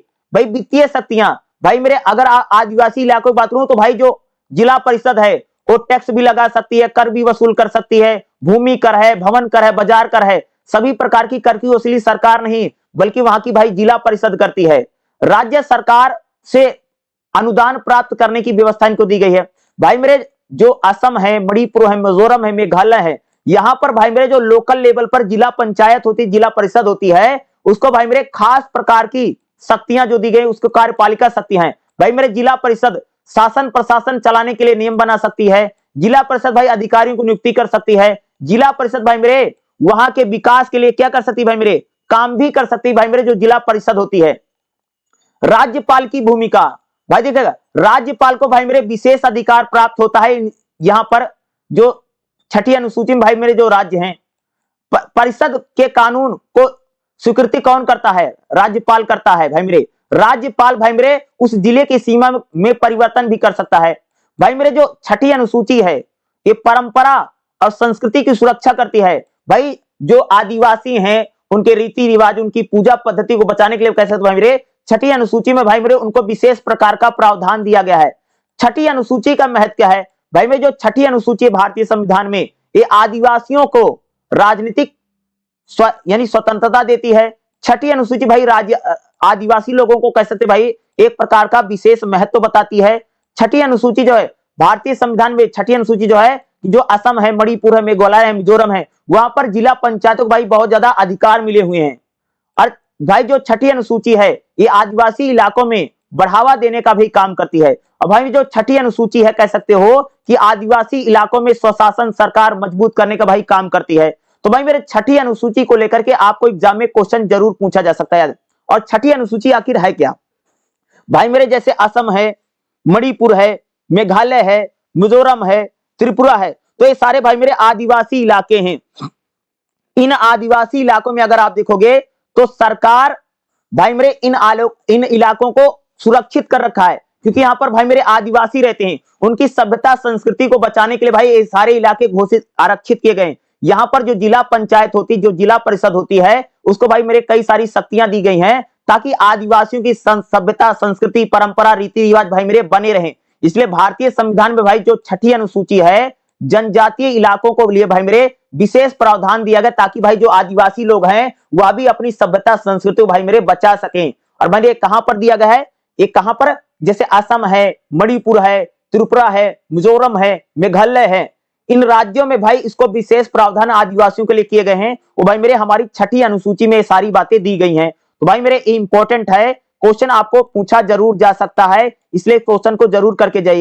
मेरे अगला हमारा क्वेश्चन देखिए भाई मेरे, बहुत ही ज्यादा इजी क्वेश्चन, आसान क्वेश्चन देखिएगा। भारतीय संविधान की भाई मेरे प्रमुख विशेषता बताओ। इस प्रकार का क्वेश्चन भाई मेरे भी आपको एग्जाम में देखने को मिल सकता है। भाई भारतीय संविधान की विशेषता यानी खासियत बताओ। तो भाई भारतीय संविधान भाई कह सकते दुनिया का भाई मेरे सबसे बड़ा लिखित संविधान है, सबको पता होगा। भाई इतना बड़ा संविधान भाई मेरे किसी देश में नहीं, जितना भारत में जितना बड़ा संविधान है वो भी लिखित संविधान है। भारत का जो संविधान उसकी विशेषता देखें भाई, तो भारतीय संविधान की भाई मेरे सबसे बड़ी विशेषता है कि यह सबसे बड़ा लिखा हुआ संविधान है।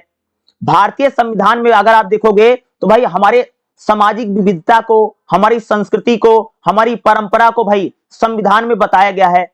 भारत में शासन व्यवस्था को लेकर के, नागरिकों के अधिकारों को लेकर के, राज्य के कर्तव्यों को लेकर भाई भारतीय संविधान में सारी बातें बताई गई ना। तो भाई मेरे भारतीय संविधान की भाई विशेषता कौन कौन सी, तो भारतीय संविधान की भाई सबसे बड़ी विशेषता यही है कि भारतीय संविधान भाई सबसे बड़ा है और लिखा हुआ संविधान है।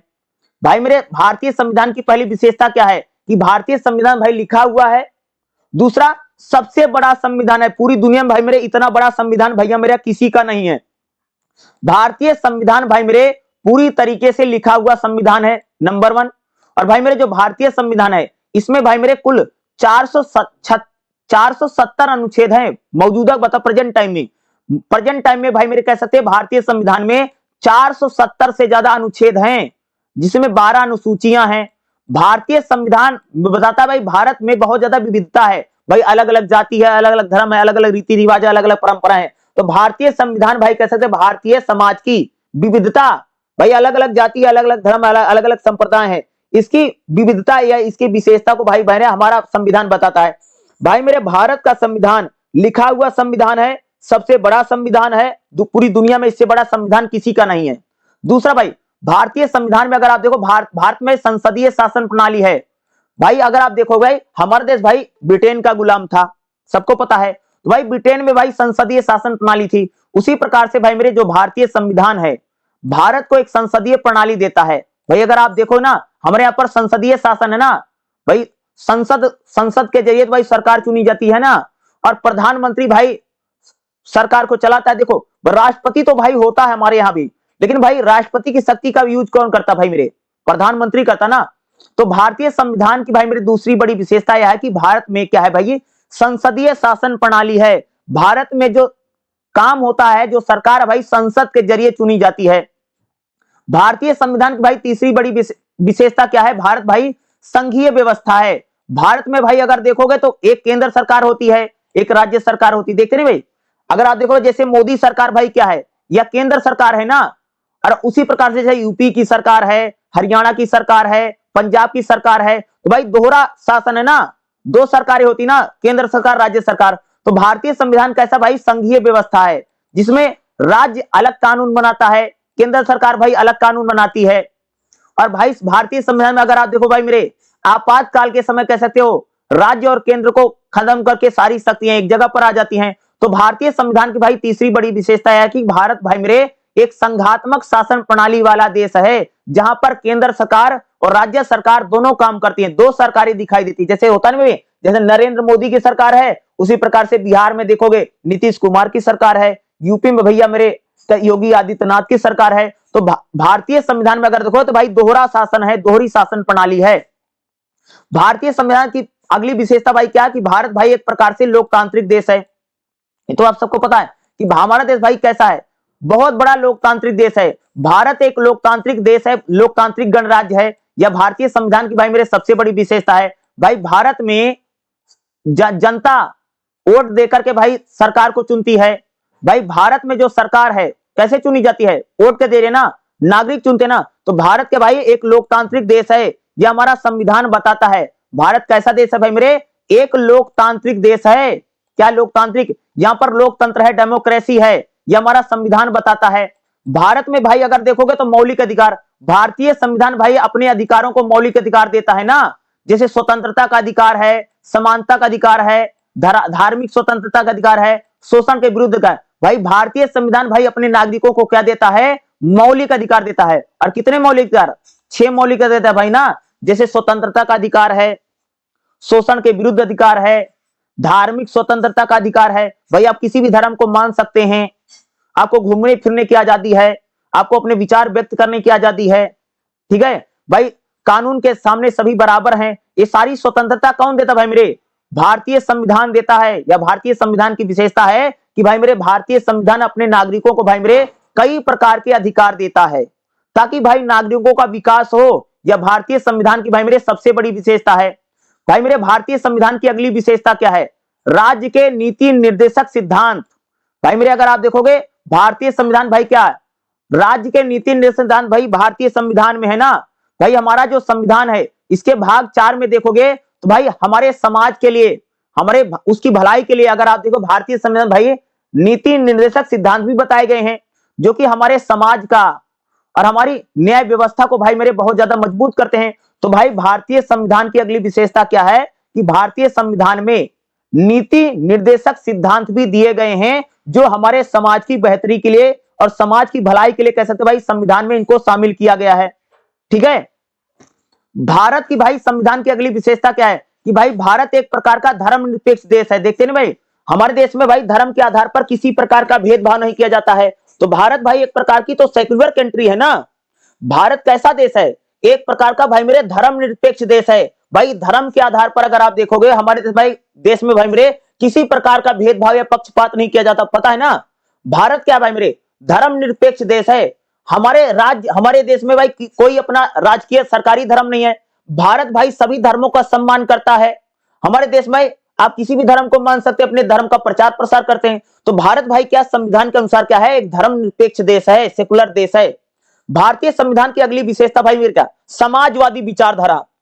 भाई भारतीय संविधान में अगर आप देखोगे तो हमारा देश एक समाजवादी देश है, जहां पर गरीब असहाय के लिए भाई सरकार भी विशेष तौर से उनको काम करती है। जैसे भाई अगर आप लोग देखोगे ना भाई, हमारे यहाँ पर 5 किलो राशन मिलता है गरीबों के लिए, किसानों को भाई किसान सम्मान निधि आती है, सरकार गरीबों के लिए, महिलाओं के लिए, असहाय के लिए तमाम प्रकार की योजना चलाती है। तो भारतीय संविधान की भाई अगली विशेषता क्या है कि भारत भाई मेरे क्या है, एक समाजवादी विचारधारा का देश है। समाजवाद क्या है कि भाई समाज में यानी सोसाइटी में भाई जो कमजोर वर्ग है, जो गरीब हैं, असहाय हैं, उन लोगों की भाई सरकार एक प्रकार से सब्सिडी देकर के, उनको आरक्षण देकर के या उनको फ्री में चीजें देकर के भाई मेरे उनका भी विकास करती है। तो भारत क्या है भाई मेरे, संविधान के अनुसार एक समाजवादी देश है, सोशलिस्ट विचारधारा वाला संविधान है भाई हमारा, जहां पर गरीबों के लिए सरकार भाई मेरे विशेष तौर से काम करती है, उनको भी आगे पढ़ने का मौका देती है भाई सरकार। तो संविधान के अनुसार भारत क्या भाई एक समाजवादी देश है। न्यायपालिका की स्वतंत्रता, भाई भारतीय संविधान भाई कहता है कि भारत में जो न्यायपालिका, जो न्यायालय है वो भाई पूरी तरह से स्वतंत्र है। न्यायालय कानून, न्याय पर भाई किसी प्रकार की पाबंदी नहीं है। भारतीय संविधान में भाई मेरे भारत में एक स्वतंत्र न्यायपालिका, निष्पक्ष न्यायपालिका की बात करता है। भाई मेरे जो भारतीय संविधान है वो कहता है भाई मेरे हमारे यहाँ पर जो कोर्ट है वो स्वतंत्र है, उस पर सरकार का कोई कंट्रोल नहीं है। भाई न्यायपालिका पूरी तरह से आजाद है, पूरी तरीके से स्वतंत्र है। ये भाई मेरे कौन कहता है, भारतीय संविधान कहता है। भारतीय संविधान भाई संविधान ही सर्वोच्च है, संविधान से ऊपर भाई मेरे कोई नहीं है, संविधान सबसे ऊपर है। भारतीय संविधान की भाई मेरे सबसे बड़ी विशेषता है। और न्यायपालिका भाई हमारे यहाँ पर स्वतंत्र है, कोर्ट स्वतंत्र भाई आजाद है, कोर्ट पर किसी प्रकार का भाई मेरे सरकार का कंट्रोल नहीं है, कब्जा नहीं है। ऐसा थोड़ी है कि सरकार जो कहेगी वही कोर्ट फैसला सुना देगा, ऐसा तो होता नहीं भाई मेरे ना, पता है तुम सबको ना क्या है, ऐसा बिल्कुल नहीं भाई। अरे सरकार के कहने से जज फैसला सुनाएगा जी, बताइए।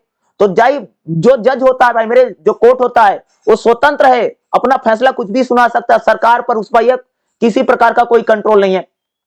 भारतीय संविधान की भाई मेरे अगली विशेषता क्या है, भारतीय संविधान भाई एकल नागरिकता की बात करता है। भारत में एक ही नागरिकता है भाई मेरे। जैसे अगर देखो भाई पूरे देश में अलग अलग राज्य हैं, लेकिन भाई सभी लोग भारत के नागरिक है ना। तो भारतीय संविधान भाई मेरे एकल नागरिकता यानी एक ही नागरिकता भारत में, ये भाई हमारे राष्ट्रीय एकता या हमारी सभ्यता संस्कृति को, राष्ट्रीय एकता को बढ़ाती है कि भारत में भाई एकल नागरिकता है। सभी भाई मेरे भारत के नागरिक हैं, अलग अलग राज्यों की नागरिकता नहीं है। भारतीय संविधान में अगर आप भाई आपातकालीन शक्तियां भी है ना, देखते भाई भारतीय संविधान भाई तो राष्ट्रपति को बहुत प्रकार की इमरजेंसी पावर दी गई है कि भाई राष्ट्रपति देश में राष्ट्रीय आपातकाल लगा सकता है, राज्य की सरकार को खत्म कर सकता है। भाई राष्ट्रपति देश में वित्तीय आपातकाल, भाई राष्ट्रपति को अगर लग रहा है कि भारत सरकार के पास पैसा नहीं है, पैसा खत्म हो गया है, तो भाई राष्ट्रपति देश में इमरजेंसी लगा सकता है। तो भारतीय संविधान की भाई अगली विशेषता क्या है कि आपातकालीन शक्तियां। भाई भारतीय संविधान में अगर आप देखोगे तो राष्ट्रपति को भाई मेरे इमरजेंसी पावर, आपातकालीन शक्तियां भी दी गई भाई ना, कि राष्ट्रपति को लगे, अगर महसूस हो कि देश में सुरक्षा को लेकर के खतरा है, देश पर भैया किसी ने हमला कर दिया है, तो भाई राष्ट्रपति देश में इमरजेंसी लगा सकता है, आपातकाल लगा सकता है। भारतीय संविधान के भाई अगली विशेषता की, भारतीय संविधान भाई बहुत लचीला संविधान है, इसमें किसी प्रकार का बदलाव किया जा सकता है। भारतीय संविधान तो भाई ना बहुत कठोर है कि इसमें कोई बदला नहीं सकता है, और भारतीय संविधान भाई बहुत लचीला नहीं है, बल्कि मीडियम टाइप का संविधान है कि इसमें बदलाव किए जा सकते हैं। सरल संविधान है और इसमें सरकार चाहे और संसद चाहे तो संविधान में किसी प्रकार का परिवर्तन या बदलाव कर सकते हैं। यानी भारतीय संविधान भाई बदलाव किया जा सकता है, इसमें परिवर्तन किया जा सकता है। यही भाई मेरे भारतीय संविधान की विशेषता है। तो भाई एग्जाम में जब भी क्वेश्चन आए भारतीय संविधान की विशेषता बताओ, तो भारतीय संविधान भाई एक लोकतांत्रिक है, सामाजिक न्याय की बात करता है, और भारतीय संविधान भाई देश की एकता अखंडता का समर्थन करता है। भारतीय संविधान भाई एक लिखित संविधान है, दुनिया का सबसे बड़ा संविधान है। भाई पूरी दुनिया में किसी के पास भी इतना बड़ा संविधान नहीं है, इतना बड़ा कॉन्स्टिट्यूशन भाई मेरे किसी देश के पास नहीं। भाई मेरे इतना बड़ा संविधान भाई कह सकते हैं जिसमें 470 से ज्यादा कानून बताए गए, अनुच्छेद आर्टिकल है, समझ गए कितना आर्टिकल। अरे संविधान का किताब खरीद करके लाओगे ना, बहुत मोटा किताब है, समझ गए, बहुत मोटा संविधान है भाई मेरे, कह सकते हो इतना बड़ा लिखा हुआ संविधान है, जिसमें नागरिकों को स्वतंत्रता, समानता, न्याय, अधिकार भाई ये सब मिला हुआ है। तो भारतीय संविधान भाई मेरे बहुत विशेष संविधान है, कोई नॉर्मल संविधान नहीं है, समझ रहे हो, बहुत खास संविधान है, ठीक है। चलिए भाई अगला हम लोग देखते हैं, नेक्स्ट क्वेश्चन बताता हूं, देखिएगा भाई मेरे, अगला हमारा क्वेश्चन क्या रहेगा, भारतीय राजनीतिक व्यवस्था में राष्ट्रपति और प्रधानमंत्री। भाई राष्ट्रपति की शक्ति बताओ, प्रधानमंत्री की शक्ति बताओ, राष्ट्रपति के कार्य बताओ, प्रधानमंत्री के कार्य बताओ, इस प्रकार का भाई मेरे क्वेश्चन आपको एग्जाम में जरूर पूछा जाएगा। तो भारतीय राजनीतिक व्यवस्था में राष्ट्रपति और प्रधानमंत्री की स्थिति क्या है, भाई राष्ट्रपति और प्रधानमंत्री किस प्रकार के काम करते हैं, इस प्रकार का क्वेश्चन भाई मेरे आपको एग्जाम में देखने को मिल सकता है। तो देखिएगा, तो भाई भारतीय राजनीतिक व्यवस्था में भारत भाई क्या एक संसदीय शासन प्रणाली, भाई हमारे यहाँ तो पार्लियामेंट है, संसद है ना, तो भारत भाई मेरे कैसा देश है, संसदीय शासन प्रणाली वाला भाई मेरे देश है। तो भाई भारत में अगर आप देखो तो राष्ट्रपति होता है भाई, लेकिन राष्ट्रपति की पावर कौन यूज करता है भाई मेरे, प्रधानमंत्री करता ना भाई, राष्ट्रपति तो भाई मेरे नाम मात्र का होता है, रबर स्टैंप होता भाई। इस प्रकार का क्वेश्चन भी कई बार एग्जाम में पूछा गया कि राष्ट्रपति के पास, देखो भाई सारी शक्ति राष्ट्रपति के पास होती है, लेकिन भाई राष्ट्रपति की जो शक्ति होती है ना, वो सारी पावर कौन यूज करता है भाई, प्रधानमंत्री यूज करता है। भाई अगर आप लोग देखोगे अभी हमारी राष्ट्रपति कौन है भाई मेरे, द्रौपदी मुर्मू है भाई मेरे राष्ट्रपति, और प्रधानमंत्री कौन है भाई, नरेंद्र मोदी जी प्रधानमंत्री हैं। तो भाई मेरे द्रौपदी मुर्मू के पास यानी राष्ट्रपति जी के पास बहुत सारी शक्ति भाई मेरे, लेकिन राष्ट्रपति की सारी शक्तियों का यूज भाई कौन करता है, प्रधानमंत्री जी करते हैं, ठीक है। दोनों की स्थिति भाई, राष्ट्रपति भाई अलग काम करता है, प्रधानमंत्री भाई अलग काम करता है। भाई राष्ट्रपति को अलग प्रकार की शक्तियां मिली हैं, प्रधानमंत्री को अलग प्रकार की शक्तियां मिली हैं। भाई राष्ट्रपति का काम अलग है, प्रधानमंत्री का भैया का बिल्कुल काम अलग है, समझ गए। तो हम लोग बात करें भाई राष्ट्रपति की क्या स्थिति है।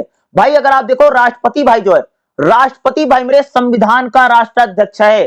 भाई राष्ट्रपति क्या पूरे राज्य का प्रधान है भाई मेरे, सारी शक्तियां भैया राष्ट्रपति के पास होती है। अगर मैं राष्ट्रपति की बात करूं, भाई राष्ट्रपति क्या है, भाई राष्ट्रपति भाई मेरे कार्यपालिका, न्यायपालिका, विधायिका सभी का प्रमुख है भाई मेरे। भाई बिना राष्ट्रपति के साइन के कानून नहीं बन सकता, बिना राष्ट्रपति की मर्जी के भैया कोई कोर्ट में जज नहीं बन सकता है, और भैया बिना राष्ट्रपति के मर्जी से कोई मंत्री संतरी नहीं बन सकता भाई मेरे। सारी शक्तियां भाई किसके पास में है, राष्ट्रपति के पास में है। भाई राष्ट्रपति के पास भाई कार्यपालिका की शक्ति है, विधायिका की शक्ति है, और न्यायपालिका की भी शक्तियां हैं। भाई राष्ट्रपति तो भाई मेरे प्रधानमंत्री को शपथ दिलाता है, राष्ट्रपति भाई मुख्य और मंत्रियों को शपथ दिलाता है। अरे भाई राष्ट्रपति कह सकते भाई, भाई संसद में कोई कानून बन जाए भाई, अगर राष्ट्रपति साइन नहीं करेगा भैया तो कोई कानून बन नहीं सकता है। राष्ट्रपति भाई न्यायपालिका की भी शक्तियां हैं। भाई राष्ट्रपति कौन है, जो संविधान का संरक्षक है। भाई संविधान का बचाव कौन करता भाई, राष्ट्रपति करता है। राष्ट्रपति भाई क्या है, प्रधानमंत्री की सलाह से भाई मेरे, मंत्री परिषद की सलाह से भाई राष्ट्रपति काम करता है। भाई मेरे जो प्रधानमंत्री बोलेगा राष्ट्रपति सारे काम वो करता है। शक्ति तो पावर तो भाई राष्ट्रपति के पास होती है, लेकिन राष्ट्रपति की पावर कौन यूज करता है भाई मेरे, सारी शक्ति प्रधानमंत्री यूज करता है, ठीक है। भाई राष्ट्रपति का काम क्या है, भाई राष्ट्रपति का भाई पहला काम है कि कार्यपालिका संबंधी शक्ति। भाई राष्ट्रपति क्या करता है, प्रधानमंत्री की नियुक्ति करता है। भाई प्रधानमंत्री भाई शपथ कौन दिलाता है, राष्ट्रपति दिलाता है। भाई जो मंत्री होते हैं, भाई प्रधानमंत्री बोलेगा भाई फलाने को मंत्री बना दो, इनको मंत्री बना दो, तो भाई प्रधानमंत्री के कहने से भाई राष्ट्रपति किसी को भी मंत्री बना देता है। राष्ट्रपति भाई क्या करता है, जैसे राज्यपाल हैं, न्यायाधीश हैं, इन सबको भाई मेरे नियुक्त कौन करता है, भाई मेरे राष्ट्रपति करता है। भाई राष्ट्रपति की विधायिका शक्तियां क्या है, भाई राष्ट्रपति भाई संसद का सत्र बुलाता है, और भाई मेरे बिना राष्ट्रपति के साइन के भाई मेरे कोई कानून बन नहीं सकता हमारे देश में, इतना पावरफुल राष्ट्रपति भाई मेरे। राष्ट्रपति भाई मेरे लोकसभा को भंग कर सकता है, भाई किसी भी कानून को भाई राष्ट्रपति रोक सकता है, इतनी पावर है। राष्ट्रपति भाई अध्यादेश जारी कर सकता है, भाई अगर संसद काम नहीं कर रही है तो राष्ट्रपति आधी रात को भाई कोई भी कानून बना सकता है जो 6 महीने चलेगा भाई मेरे। राष्ट्रपति भाई वित्तीय शक्तियां क्या है, भाई राष्ट्रपति भाई मेरे धन विधेयक को दोबारा भेज सकता संसद के बाद, इस पर विचार करो। भाई बजट सत्र जो भी हमारे देश में भाई बजट पढ़ा जाता है वो राष्ट्रपति के नाम से पढ़ा जाता है भाई मेरे। हमारे देश में जो बजट नहीं पेश होता भाई, बजट आता है तो राष्ट्रपति के नाम से पूरे देश में बजट पढ़ा जाता भाई मेरे, और राष्ट्रपति के भाई साइन के बिना तो कानून बन ही नहीं सकता भाई मेरे। और राष्ट्रपति की शक्ति कौन यूज करता भाई, प्रधानमंत्री।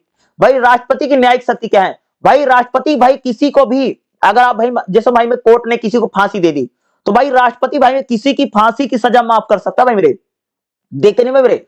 अगर हमारे देश भाई किसी को फांसी की सजा सुना दी कोर्ट ने, तो फांसी भाई कौन खत्म कर सकता है? राष्ट्रपति भाई किसी को भाई माफ कर सकता है। भाई जिसने राष्ट्रपति ने भाई जिसको माफ कर दिया उसको फांसी पर नहीं चढ़ाया। जैसे भाई मान लो कि अब तुमने बहुत बड़ा अपराध कर दिया, भाई मान लो राष्ट्रपति के पास तुम जाओगे, हे मुझे माफ कर दीजिए मेरे से गलती हो गई, तो भाई राष्ट्रपति माफ कर देगा, तो भाई आपको फांसी पर नहीं चढ़ाया जाएगा, ठीक है। दूसरा क्या है, न्यायाधीश की नियुक्ति। भाई राष्ट्रपति जो होता है वही यानी कोर्ट में जजों की नियुक्ति भी करता है, राष्ट्रपति करता है। राष्ट्रपति भाई आपातकालीन शक्तियां, भाई राष्ट्रपति भाई देश में इमरजेंसी लगा सकता है, आपातकाल लग जा सकता है, तो राष्ट्रपति भाई ये सारी शक्तियां होती भाई। अब बात करें भाई प्रधानमंत्री की स्थिति और कार्य क्या है, तो भाई प्रधानमंत्री कौन है? भाई प्रधानमंत्री तो भाई रियल में नेता कह सकते हो। भाई राष्ट्रपति की शक्तियों का यूज कौन करता भाई मेरे? प्रधानमंत्री करता भाई मेरे। प्रधानमंत्री कौन है भाई मेरे? वास्तविक कार्यपालिका है भाई, सारी शक्ति का राष्ट्रपति की पावर यही यूज करता है, और देश का नेता भी प्रधानमंत्री होता भाई मेरे। भाई मेरे प्रधानमंत्री कौन है? जो लोकसभा और सरकार का नेता कौन होता भाई? प्रधानमंत्री। प्रधानमंत्री भाई क्या है? जिस जिस पार्टी को भाई लोकसभा में बहुमत होगा उसका नेता भाई प्रधानमंत्री बनता है। भाई प्रधानमंत्री को कौन शपथ दिलाता? राष्ट्रपति दिलाता है। और भाई राष्ट्रपति की सारी पावर कौन यूज करता भाई? प्रधानमंत्री। प्रधानमंत्री भाई पूरी सरकार को चलाता है, या प्रधानमंत्री के इर्द गिर्द भाई पूरी सरकार चलती है, इतनी ज्यादा पावरफुल है भाई प्रधानमंत्री। भाई भारत में देखोगे तो प्रधानमंत्री भाई सबसे ज्यादा पावरफुल होता है। राष्ट्रपति के पास तो सारी पावर है, लेकिन उसकी सारी पावर यूज कौन करता भाई? प्रधानमंत्री करता है, ठीक है। भाई प्रधानमंत्री का क्या काम है? तो भाई प्रधानमंत्री क्या करता है? भाई अपनी मंत्री संतरी को बनाने का काम प्रधानमंत्री तो करता है भाई, किसको मंत्री बनना किसको संतरी बनाने का काम करता है। भाई प्रधानमंत्री क्या करता है? जिसको मंत्री बना जाए उसको विभाग देगा भाई, किसको कृषि मंत्री बनाना है, किसको जल मंत्री बनाना है, किसको यानी राज्य मंत्री बनाना है। यानी मंत्री कौन बनता भाई? प्रधानमंत्री बनाता है। प्रधानमंत्री क्या करता है? जो मंत्री होते हैं उनकी बैठक की अध्यक्षता करता है। भैया प्रधानमंत्री जो होता है, जितने मंत्री संतरी हैं उनकी जब मीटिंग होती है तो उसकी अध्यक्षता कौन करता है भाई? प्रधानमंत्री करता है। प्रधानमंत्री भाई क्या करता है? संसद की कार्रवाई का नेतृत्व कौन करता है भाई? प्रधानमंत्री। प्रधानमंत्री भैया कौन होता है? संसद का नेता होता है, लोकसभा का नेता प्रधानमंत्री होता भाई। भाई जो प्रधानमंत्री होता भाई मेरे वो सरकार के प्रति जवाबदेह है। भाई प्रधानमंत्री भाई पूरी सरकार को चलाता है। प्रधानमंत्री क्या भाई? भाई प्रधानमंत्री हमारे देश का सबसे बड़ा नेता होता है। वो भाई राष्ट्रीय और अंतरराष्ट्रीय जो सम्मेलन होते हैं उनको भी भाई कौन देखता भाई? प्रधानमंत्री देखता है। भाई प्रधानमंत्री जो होता है हमारे देश में राष्ट्रीय अंतरराष्ट्रीय कानूनों को बनाने भाई प्रधानमंत्री। भाई प्रधानमंत्री भाई हमारी विदेश नीति बनाता है। भाई हमारी जो विदेश नीति जो फॉरेन पॉलिसी थी कौन बनता है? प्रधानमंत्री बनता है। भाई मेरे प्रधानमंत्री जो है वो राष्ट्रपति के साथ संपर्क करके सभी कामों को करता है। भाई राष्ट्रपति की जो भी शक्तियां हैं उसका सारी शक्ति कौन यूज करेगा भाई? प्रधानमंत्री करता है। राष्ट्रपति के सभी महत्वपूर्ण जो निर्णय होते हैं भाई राष्ट्रपति और प्रधानमंत्री मिलजुल करके आपस में काम करते हैं भाई मेरे, समझ गए। राष्ट्रपति को सलाह कौन देता भाई? प्रधानमंत्री देता है। भाई प्रधानमंत्री बताता राष्ट्रपति को भाई तुमको क्या करना और तुमको कन्या क्या नहीं करना है। तो भाई मेरे एग्जाम में आपको राष्ट्रपति का कार्य बताइए, राष्ट्रपति की शक्तियां बताइए, या प्रधानमंत्री का कार्य बताइए, प्रधानमंत्री की शक्तियां बताओ, या भारतीय संविधान में राष्ट्रपति या प्रधानमंत्री क्या है। इस प्रकार का अगर भाई मेरे कोई क्वेश्चन पेपर में आता है, पूछा जाता है, तो जो मैं आपको बता रहा हूं ये लिख करके आना। देखिएगा राष्ट्रपति ऐसे डायग्राम बना करके लिख सकते, टेबल बनाकर राष्ट्रपति और प्रधानमंत्री में क्या क्या डिफरेंस है भाई यहाँ पर सारे टेबल बना करके बता रखे ना, तो इस प्रकार से लिखना है। और भाई आपस में दोनों में संबंध भी होता है। भाई राष्ट्रपति भाई मंत्रियों को बनाता है प्रधानमंत्री की सलाह पर, और भाई प्रधानमंत्री भाई हमेशा राष्ट्रपति से सलाह लेता रहता है। और भाई जो प्रधानमंत्री बोलता है भाई मेरे राष्ट्रपति वही सारे काम को करता है। और भाई मेरे लास्ट में आप क्वेश्चन का निष्कर्ष भी लिखते हैं।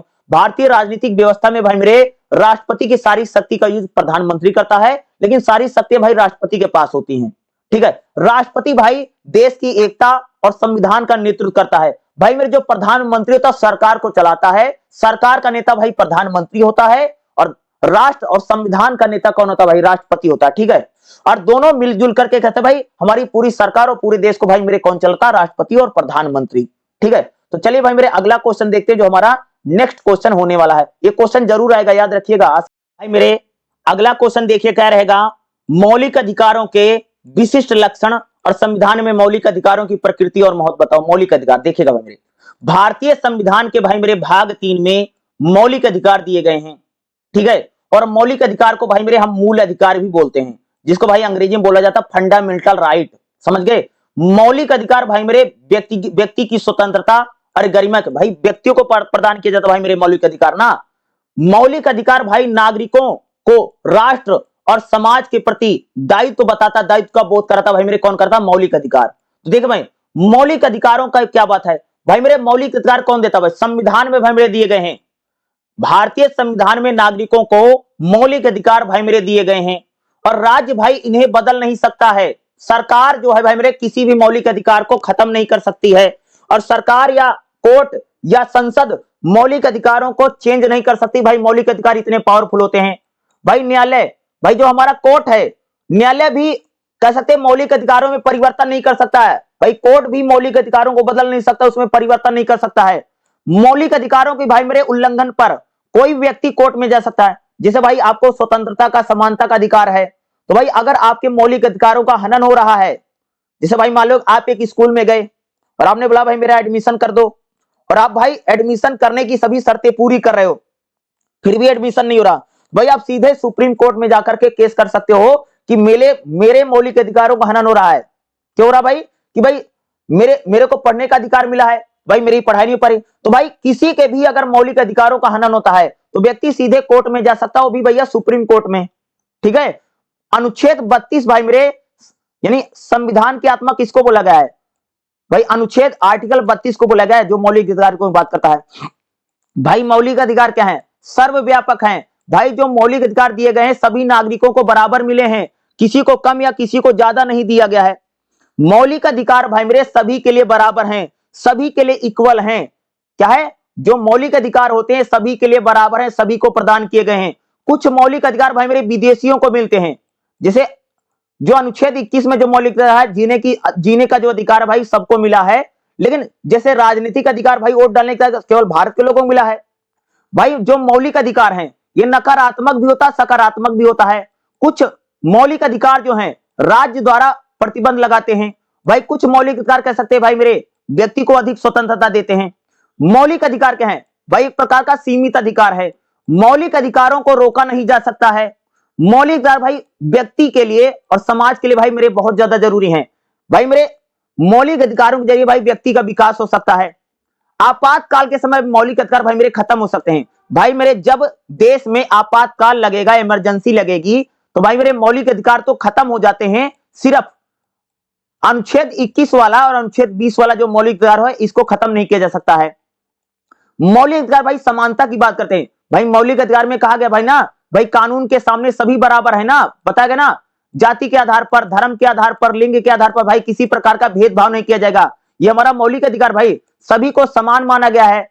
स्वतंत्रता, समानता, न्याय, अधिकार, ये कौन है? यही तो भाई सारे मौलिक अधिकार हैं। भाई जो मौलिक अधिकार हैं ये हमारे मौलिक कर्तव्यों को भी बताते हैं। जिसे अगर आप देखो संविधान में, अगर आप देखो जो भाई हमारे मौलिक कर्तव्य हैं। मौलिक कर्तव्य क्या है भाई मेरे? मौलिक कर्तव्य का मतलब भाई हमारे देश के प्रति आपकी क्या जवाबदेही, जिम्मेदारी है। भाई मेरे जो मौलिक कर्तव्य हैं या भाग 4A में दिए गए हैं और अनुच्छेद 51A में बताए गए मौलिक कर्तव्य। भारतीय संविधान में भाई जो 42वां संविधान संशोधन होता है उसमें भाई मेरे मौलिक कर्तव्य दिए गए हैं कि भाई आपको अपने देश के प्रति, यानी आपकी ड्यूटी बताई गई है। तो भाई जो मौलिक कर्तव्य हैं ये नैतिक और नागरिकों को दिए गए हैं। भाई आपको अपने देश के प्रति क्या करना, क्या नहीं करना है, यही भाई मेरे मौलिक कर्तव्य हैं। मौलिक कर्तव्य भाई सार्वभौमिक हैं।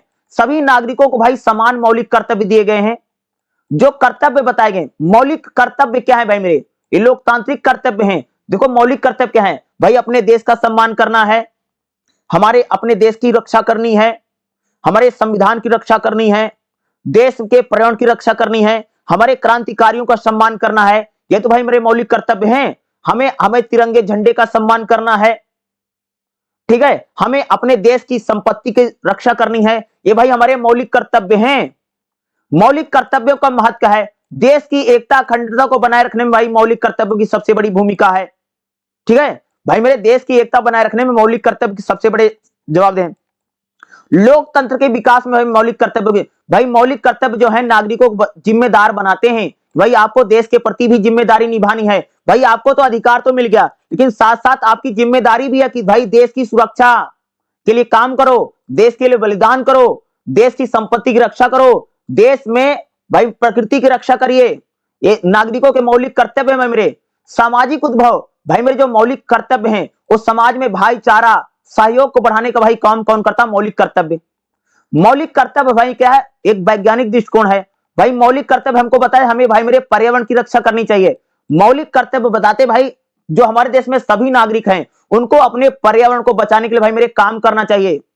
भाई हमारा मौलिक कर्तव्य है भाई देश की रक्षा करो, संविधान को मानो, तिरंगे झंडे का सम्मान करो, भारतीय जो संपत्ति है उसका सम्मान करो, देश के महापुरुषों का सम्मान करिए। यही तो भाई सारे हमारे मौलिक कर्तव्य हैं। भाई 6 से 14 साल का बच्चा तो उसको पढ़ाओ लिखाओ, ये मौलिक कर्तव्य है।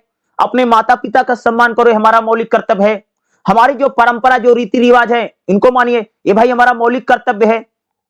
ठीक है, मौलिक कर्तव्य का दुरुपयोग हमें नहीं करना चाहिए। भाई मेरे संविधान हम लोगों को अधिकार तो देता है, 6 मौलिक अधिकार देता है, लेकिन उसके साथ साथ हमको मौलिक कर्तव्य भी देता है भाई मेरे। और मौलिक कर्तव्य हमको बताते कि भाई हमारे देश के प्रति क्या जिम्मेदारी है। भाई संविधान ने तो आपको स्वतंत्रता, समानता, न्याय, अधिकार सब कुछ दे दिया, किसी धर्म को मानो, कुछ भी करो, लेकिन साथ ही साथ आपकी देश के प्रति जिम्मेदारी कौन बताता है? मौलिक कर्तव्य बताते हैं भाई मेरे। मौलिक कर्तव्य हमको बताते कि हमारी देश के प्रति क्या जिम्मेदारी है। अरे भाई मौलिक कर्तव्य ही तो कहता है भाई तिरंगे झंडे का सम्मान करना है, देश के क्रांतिकारियों का सम्मान करना है, देश की संपत्ति की सुरक्षा करनी है, देश के लिए भैया मर मिट जाना है। ये कौन बताता? मौलिक कर्तव्य बताता है भाई। देश पर कोई आपत्ति आती, विपत्ति आती है तो भाई अपने जानों की भी बलिदान दे देना है, मौलिक कर्तव्य बताता भाई मेरे। ठीक है, हमें मौलिक कर्तव्य बताता भाई हमें अपने देश के पर्यावरण की रक्षा करनी चाहिए, ये मौलिक कर्तव्य बताता है। तो भाई मौलिक अधिकार और मौलिक कर्तव्य, इस टाइप का क्वेश्चन आपको एग्जाम में देखने को मिल सकता है। जो मैं बता रहा हूं इसी प्रकार के सारे क्वेश्चन भाई मेरे आपके पेपर में आएंगे, इस बात को याद रखना है। तो मौलिक कर्तव्य और मौलिक अधिकार दो अलग अलग चीजें हैं, समझ गए? पेपर में आएगा तो जो मैं बता रहा हूं यही लिख के आना है भाई मेरे। अगला हमारा क्वेश्चन क्या रहेगा? भारत के संविधान में केंद्र व राज्य सरकारों के बीच में शक्तियों के विभाजन कैसे किया? भाई अगर आपको पता होगा ना, हमारे देश में अभी 2 सरकार होती ना, एक तो भाई मेरे केंद्र सरकार होती है, जैसे आपको पता है जैसे मोदी की सरकार क्या है, ये भाई मेरे केंद्र की सरकार है। और एक भाई मेरे राज्य सरकार होती है, जैसे हरियाणा की सरकार है, पंजाब की सरकार है, यूपी की सरकार है, बिहार की सरकार है। तो भाई अगर आप लोग देखोगे तो हमारे यहाँ पर भाई 2 प्रकार की सरकार होती ना, जैसे एक मोदी की सरकार है, उसी प्रकार से भाई राज्य सरकार भी होती, जैसे हरियाणा, पंजाब, यूपी, बिहार, वहां भी तो सरकार होती ना। तो भाई भारतीय संविधान में अगर आप देखोगे तो जो केंद्र की सरकार है उसके लिए भाई अलग शक्तियां हैं और राज्य सरकार के लिए भाई अलग शक्तियां। देखिएगा, भारतीय संविधान ने भारत को एक संघात्मक राज्य बनाया है। भारत में भाई शक्तियों का विभाजन है ना, भाई भारत में 2 सरकार है ना, एक तो केंद्र सरकार जिसको हम बोलते हैं भाई सेंट्रल गवर्नमेंट, होता नहीं देखा होगा भाई, होता है, नौकरियां भी कई बार निकलती, बोलते केंद्र सरकार की नौकरी है। और भाई भारत में भाई मेरे केंद्र और राज्य 2 प्रकार की सरकारें होती हैं। और भाई मेरे दोनों सरकारों के लिए कह सकते हैं संविधान में अलग अलग नियम और कानून बनाए गए और दोनों में भाई शक्तियों को बांटा गया है। अगर आप देखो भारत में भाई मेरे केंद्र सरकार और जो राज्य सरकार है, दोनों के भाई मेरे दोनों को लेकर बोलूं तो दोनों को अलग अलग शक्तियां प्रदान की गई हैं। जो हमारी केंद्र सरकार है और जो हमारी भाई मेरे राज्य सरकार है, दोनों को अलग अलग शक्तियां प्रदान की गई हैं, केंद्र सरकार को अलग और राज्य सरकार को अलग। तो देखिएगा भाई मेरे भारतीय संविधान में भाई शक्तियों का विभाजन किया गया है।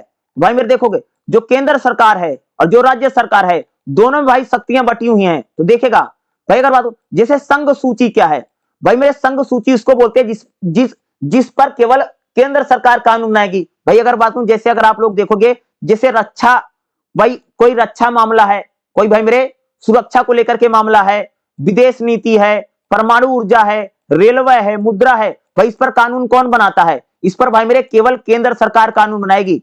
भाई मेरे केंद्र सूची में भाई मेरे केंद्र सूची है जिसमें विषय बताए गए, भाई उस पर केवल केंद्र सरकार कानून बना सकती है। केंद्र सूची यानी जो संघ सूची है उस पर केवल भाई मेरे केंद्र सरकार कानून बना सकती है, यानी मोदी सरकार ही कानून बना सकती है भाई मेरे, उसको बोलते हैं भाई मेरे संघ सूची। संघ सूची में जो भी विषय दिए गए हैं उस पर केवल केंद्र सरकार ही कानून बनाएगी। जैसे रक्षा को मामला, रक्षा है, विदेश नीति है, परमाणु है, रेलवे है, बैंकिंग है, ये सब पर कानून कौन बताए? इस पर भाई मेरे कानून केवल केंद्र सरकार बनाती है, राज्य सरकार इस पर कानून नहीं बनाती है, क्योंकि ये बड़े मामले हैं, पूरे देश के मामले हैं। भाई अगला क्या होता है? राज्य सूची। राज्य सूची में भाई मेरे जो भी विषय होते हैं उस पर भाई मेरे राज्य सरकार कानून बनाती है।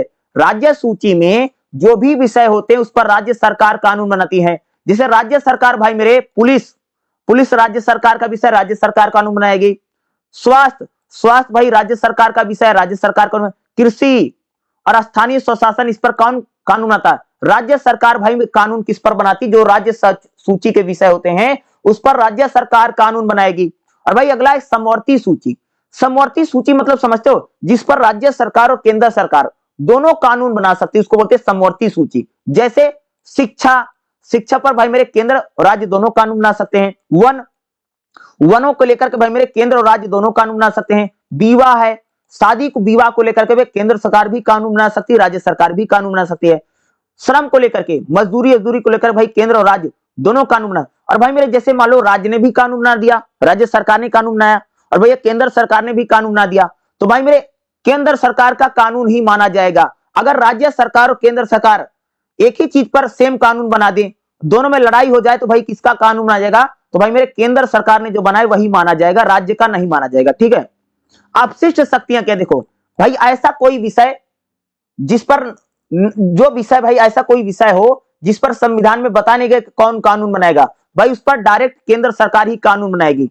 प्रशासनिक शक्तियों को विभाजन, भाई मेरे अगर आप देखोगे हमारे देश में मेरे केंद्र सरकार और राज्य सरकार भाई मेरे मिलजुल करके काम करती है। देखते नहीं भाई हमारे देश में जो केंद्र सरकार होती है, जो राज्य सरकार होती है, दोनों आपस में प्रशासनिक तौर से भाई मेरे मिलजुल कर काम करती है। देखते हैं जो हमारे देश में आईएएस और आईपीएस अधिकारी नहीं थे, भाई आईएएस जो अधिकारी होता है, जो आईपीएस अधिकारी होता है, भाई मेरे दोनों मिलकर के काम करते, देखा होगा ना। तो भाई हमारे देश में केंद्र सरकार राज्य सरकार, जैसे मोदी सरकार है और भाई बिहार की सरकार है, भाई दोनों आपस में मिलकर के काम करते। भाई मेरे अधिकारी भाई दोनों के मिलकर के काम करेंगे। वित्तीय शक्तियां, भाई जो केंद्र सरकार होती, जो राज्य सरकार होती है, ये भाई मेरे दोनों कर की वसूली करती हैं, पैसा इकट्ठा करती हैं। भाई केंद्र सरकार कई प्रकार के टैक्स लगाती है, तो राज्य सरकार भी कई प्रकार के टैक्स लगाती है। दोनों मिलजुल करके भाई टैक्स को लगाती हैं और अपने पैसे को इकट्ठा करती है, आपस में बांटती। भाई केंद्र सरकार अलग करती है और भाई राज्य सरकार अलग करती। जैसे भाई मोदी की सरकार, भाई जो मोदी सरकार है वो अलग अपना टैक्स लेती है, और भाई राज्य सरकार जैसे बिहार की सरकार, यूपी की सरकार है, भाई अलग प्रकार के टैक्स लेती है, उसका भी कुछ हिस्सा होता है, कुछ राज्य सरकार का हिस्सा होता है। समझ गए? इस प्रकार से भाई मेरे केंद्र और राज्य में चीजों को बांटा गया है। आपातकालीन शक्तियां देखिए भाई, कभी भी अगर देश में आपातकाल इमरजेंसी लग गई तो भाई केवल कह सकते केंद्र सरकार की ही चीजें मानी जाए, राज्य सरकार को कोई शक्ति नहीं होगी। आपातकाल के समय कह सकते भाई केवल केंद्र सरकार, जो सेंट्रल गवर्नमेंट है, मोदी सरकार, उसी की भाई शक्ति मानी जाएगी, उसी की चलेगी। राज्य सरकार की भाई मेरे कुछ नहीं चलेगी। अगर इमरजेंसी राष्ट्रपति लगा देता है तो राज्य पर भाई केंद्र की प्रधानता है। भाई अगर देखोगे राज्य को तो शक्तियां मिली हैं, लेकिन भाई केंद्र सरकार को भाई मेरे ज्यादा शक्तियां दी गई हैं, क्योंकि पूरे देश को भाई मेरे संभालती है केंद्र सरकार ना। भाई राज्य से ज्यादा किसको शक्ति मिले? केंद्र सरकार को, क्योंकि भाई मेरे जो केंद्र सरकार हमारी होती है पूरे देश को देखती है, पूरे देश का काम। भाई राज्यपाल जो है, भाई केंद्र सरकार भाई एक राज्यपाल की नियुक्ति करती ताकि देखे कि राज्य में कैसे काम हो रहा है। भाई केंद्र सरकार को या राष्ट्रपति को लगे कि वह राज्य सरकार काम सही से नहीं करे, तो उस राज्य में भाई राष्ट्रपति शासन लगाया जा सकता है, और फिर उस राज्य को लेकर के कानून कौन बनाए? संसद बनाएगी। भाई केंद्र और राज्य में भाई शक्तियों का विभाजन किया गया है। भाई राष्ट्रीय एकता और अखंडता को बनाने के लिए अगर आप देखोगे तो राज्य सरकार को अलग और केंद्र सरकार को अलग भाई शक्तियां प्रदान की गई हैं। लेकिन भाई मेरे राज्य सरकार और केंद्र सरकार में दोनों में पावरफुल क्या है? तो भाई मेरे केंद्र सरकार ज्यादा पावरफुल है, क्योंकि वो पूरे देश को संभालती है। भाई सारी जिम्मेदारी केंद्र सरकार की होती है। राज्य सरकारें केवल अपने राज्यों तक ही सीमित होती हैं और अपने राज्यों के नागरिकों के लिए ही कानून बना सकती हैं। लेकिन भैया जो केंद्र सरकार होती है वो पूरे देश के लिए कानून बनाती है, याद रखिएगा। तो निष्कर्ष में क्या लिखो भाई मेरे, भारतीय संविधान भाई केंद्र सरकार में और राज्य सरकार में अलग अलग पावर बांटा गया है। जैसे भाई केंद्र सरकार है तो भाई केंद्र सरकार कह सकते हो आर्मी को लेकर के, सेना को लेकर के, विदेश नीति को लेकर के, बैंक को लेकर के, रेलवे को लेकर के कानून बना देगी।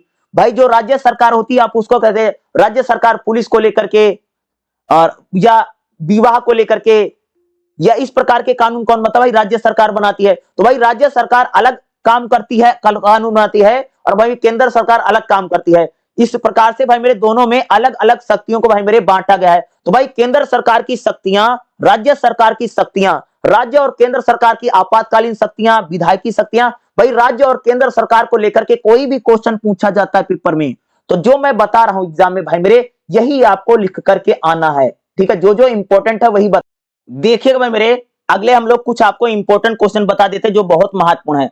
भारत सरकार अधिनियम 1935 आपको एग्जाम में देखने को भाई मेरे जरूर मिलेगा। इन नोट्स में टिप्पणी करने में कई बार एग्जाम में पूछा जा सकता है, कई बार आता है 10 नंबर की भाई टिप्पणी करने आएगा पेपर में, टिप्पणी करो 10 नंबर का देखिएगा। तो भारत सरकार अधिनियम भाई 1935 क्या है? तो भाई जब हमारा देश गुलाम था ना, तो भाई अंग्रेजों ने भाई मेरे 1935 में भारत में जो नियम कानून आए तो उसको बोलते हैं भारत सरकार अधिनियम 1935। तो भाई अंग्रेजों की जो सरकार थी उन्होंने भारत में एक संवैधानिक अधिनियम बनाया था, उसको बोलते हैं भारत सरकार अधिनियम 1935। तो उन्होंने क्या बोला था? भारत भाई एक प्रकार का फेडरल रचना होगी, राज्य और केंद्र सरकार में शक्तियों का विभाजन किसने कहा था भाई? अंग्रेजों का जो संविधान था उसने किया था। भारत में न्यायपालिका होगी और भारत में प्रांतीय सरकारों को भाई मेरे नींव किसने रखी थी? भारत सरकार अधिनियम 1935। भारतीय संविधान का निर्माण किया जाएगा जिसमें मौलिक अधिकार होंगे, संवैधानिक ढांचा होगा और संविधान में मार्गदर्शक होगा। भारत भाई मेरे जब स्वतंत्र हुआ तब संविधान में भाई मेरे कई सारी बातें भारत सरकार अधिनियम 1935 से ले। ये भाई मेरे जो भारत सरकार अधिनियम 1935 है, ये भाई मेरे 1935 में, देश तो 47 में आजाद हुआ भाई मेरे, तो भाई 1935 में भाई मेरे भारत के लिए भाई मेरे सरकारों ने कई सारे नियम कानून बनाए थे। उन्हीं नियम कानून को भाई हम लोगों ने आगे बढ़ा करके 1947 में जब संविधान बना उसको शामिल कर लिया। तो भारत सरकार जो अधिनियम 1935 है, ये अंग्रेजों ने भाई भारत के लिए कानून बनाया था। भाई किस प्रकार से भाई मेरे हम लोगों को काम करना है।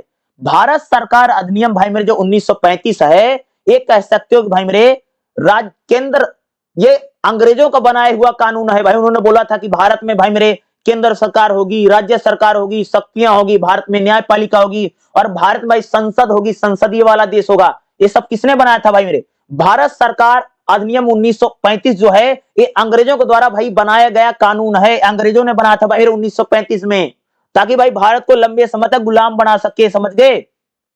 अगला भाई मेरे क्या है? पंचायती राज व्यवस्था। भाई जो पंचायतों का गठन किया गया ना, ये तो पंचायती राज व्यवस्था है। भाई भारत में भाई मेरे जिस प्रकार से ग्राम पंचायतें हैं, भाई ग्राम पंचायत में चुनाव होता है, ग्राम पंचायत भाई मेरे 5 साल के लिए चुनी जाती है। तो क्या है? ग्राम पंचायतों को लेकर के भाई बनाया गया। देखिएगा स्थानीय स्वशासन की प्राथमिक रूप में भाई ग्रामीण भारत में भाई लोकतांत्रिक आधार है। भाई देखते हो भाई गांव में भाई पंचायत के इलेक्शन होते हैं। भाई मेरे भारतीय संविधान के भाग 4 में पंचायतों को लेकर के बताया गया है। भाई अगर देखो पंचायत कितने प्रकार की है, तो भाई पंचायत 3 प्रकार की, जैसे ग्राम पंचायत गांव की होती है, फिर पंचायत समिति होती है और फिर जिला पंचायत होती है। कितने? 3 प्रकार की भाई मेरे पंचायत होती है। पहले तो ग्राम पंचायत जो गांव में होती भाई मेरे उसको बोलते हैं ग्राम पंचायत। फिर होती भाई मेरे पंचायत समिति जो थोड़ी ऊपर बढ़ जाती है। फिर होती जिला परिषद। भाई मेरे जो पंचायती राज व्यवस्था है, गांव का विकास भाई कौन करता है? पंचायत करती। पंचायती राज व्यवस्था भाई गांव का विकास करती है। गांव के शासन प्रशासन को भाई मेरे कौन चलाती है? पंचायती राज व्यवस्था चलाती है। और पंचायती राज व्यवस्था भाई गांव का विकास करती है और लोकल लेवल पर सारी शक्तियां भाई किसके हाथ में? तो पंचायतों के हाथ में होती है। अगला भाई क्या है? संविधान की प्रस्तावना। ये सारे क्वेश्चन भाई 10-10 नंबर में आएगा। संविधान की प्रस्तावना भाई जो हमारा भारतीय संविधान है, इसकी जो प्रस्तावना है, ये उसका मुख्य उद्देश्य और दर्शन है। भारतीय संविधान की भाई जो प्रस्तावना है वो भारतीय संविधान का मुख्य दर्शन है। भाई प्रस्तावना हमको क्या बताती है? भाई भारतीय संविधान की जो प्रस्तावना हमको बताती, भारत भाई मेरे क्या है? एक लोकतांत्रिक देश है, धर्मनिरपेक्ष देश है, भारत एक प्रकार का समाजवादी देश है और कल्याणकारी राज्य की बात करता है। भाई हमारे संविधान की जो प्रस्तावना बताती भारत में न्याय, स्वतंत्रता, समानता, इसकी बात भाई भारतीय संविधान की प्रस्तावना बताती है। भारतीय संविधान की जो प्रस्तावना भाई हमारी संविधान की आत्मा मानी गई है। और न्यायपालिका की बात भाई कौन करता? भारतीय संविधान की जो प्रस्तावना है ये हमको बताती है, समझ गए। तो भारतीय संविधान की प्रस्तावना कैसे भारत को भाई लोकतांत्रिक देश बताया गया है, भारत धर्मनिरपेक्ष देश है, भारत समाजवादी देश है, भारत जो है भाई कल्याणकारी राज्य है, भारत में नागरिकों को स्वतंत्रता, समानता, न्याय, अधिकार दिया गया है। ये भाई मेरे भारतीय संविधान की प्रस्तावना हमको बताती है। 10-10 नंबर में क्वेश्चन आ सकते हैं। अब देखो भाई न्यायिक पुनरावलोकन क्या है? न्यायिक पुनरावलोकन का भाई मतलब होता है कि भाई कोर्ट ने भाई अगर कोई फैसला सुना दिया है तो भाई कोर्ट उस पर दोबारा जो विचार करता है, इसी को बोलते भाई न्यायिक पुनरावलोकन। न्यायपालिका की वह शक्ति जो कानून को दोबारा उसको जांच कर सकती है। न्यायिक पुनरावलोकन भाई भारत सरकार भाई किसी भी कानून को, संसद भाई कोई भी कानून बनाता है तो संसद उसको भाई कोर्ट उसकी जांच करेगा। अगर भाई मेरे कोर्ट को लगता है कि संसद ने कानून गलत बनाया तो उस कानून को खत्म कर सकती है। भारतीय संविधान में अनुच्छेद 13 में, 32 में और 226 में न्यायिक पुनरावलोकन की शक्तियां दी गई हैं। यानी भारतीय जो न्यायालय है वो कोर्ट द्वारा, भारतीय जो न्यायालय होता है भाई, हमारे जो कोर्ट होते हैं वो संसद द्वारा बनाए गए किसी भी कानून की जांच कर सकता है। इसको बोलते हैं भाई न्यायिक पुनरावलोकन। यानी लोकतंत्र में जो सारी शक्तियां हैं, जो कानून बन रहे भाई, उसका कोर्ट उसको जांच कर सकता है, उसको चेक कर सकता है। इसी को भाई हम लोग बोलते हैं न्यायिक पुनरावलोकन कहा जाता है। इसको बोलते हैं भाई जस्टिलर, यानी जो कोर्ट इसकी जांच करता है, इसको न्यायिक भाई जैसे मान लीजिए कि भाई संसद ने कोई कानून बनाया है और भाई कानून जो है संविधान यानी संविधान के खिलाफ है या मौलिक अधिकारों का उल्लंघन कर रहा है, तो भाई कोर्ट क्या करेगा, उस संसद के भाई बनाए गए कानून की जांच करेगा।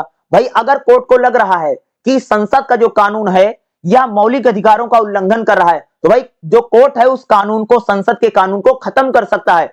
यानी कोर्ट के पास इतनी पावर है कि वो संसद के द्वारा बनाए गए किसी भी कानून को शून्य कर सकता है। याद रखिएगा, यही होता भाई न्यायिक पुनरावलोकन।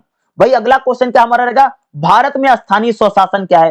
तो भाई स्थानीय स्वशासन का मतलब गांव के लेवल पर जो सरकार काम करती, जैसे ग्राम पंचायत है शहरों में, गांव में ग्राम पंचायत, और भाई शहरों में नगर निगम, नगर पालिका भाई जो काम करती है, इसी को भाई मेरे हम लोग बोलते हैं स्थानीय स्वशासन।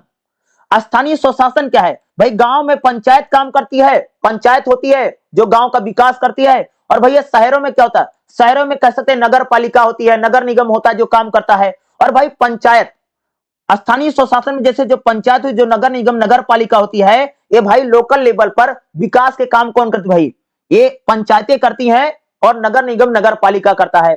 भाई भारत की राष्ट्रपति की शक्तियां बताओ। इस प्रकार का क्वेश्चन भी आपको एग्जाम में पूछा जाता है। भाई राष्ट्रपति की भाई कौन कौन कर सकते हैं, तो भाई राष्ट्रपति की भाई संवैधानिक शक्ति है, राष्ट्रपति भाई पूरे संविधान का मुखिया है भाई मेरे, कह सकते हो। राष्ट्रपति भाई कार्यपालिका की शक्ति है, भाई राष्ट्रपति प्रधानमंत्री की नियुक्ति करता है, राष्ट्रपति भाई मंत्री बनाता है, राष्ट्रपति भाई अधिकारियों को नियुक्त करता है, राष्ट्रपति भाई विधायिका भी शक्तियां हैं। अरे भाई राष्ट्रपति के साइन के बिना कोई कानून नहीं बन सकता है।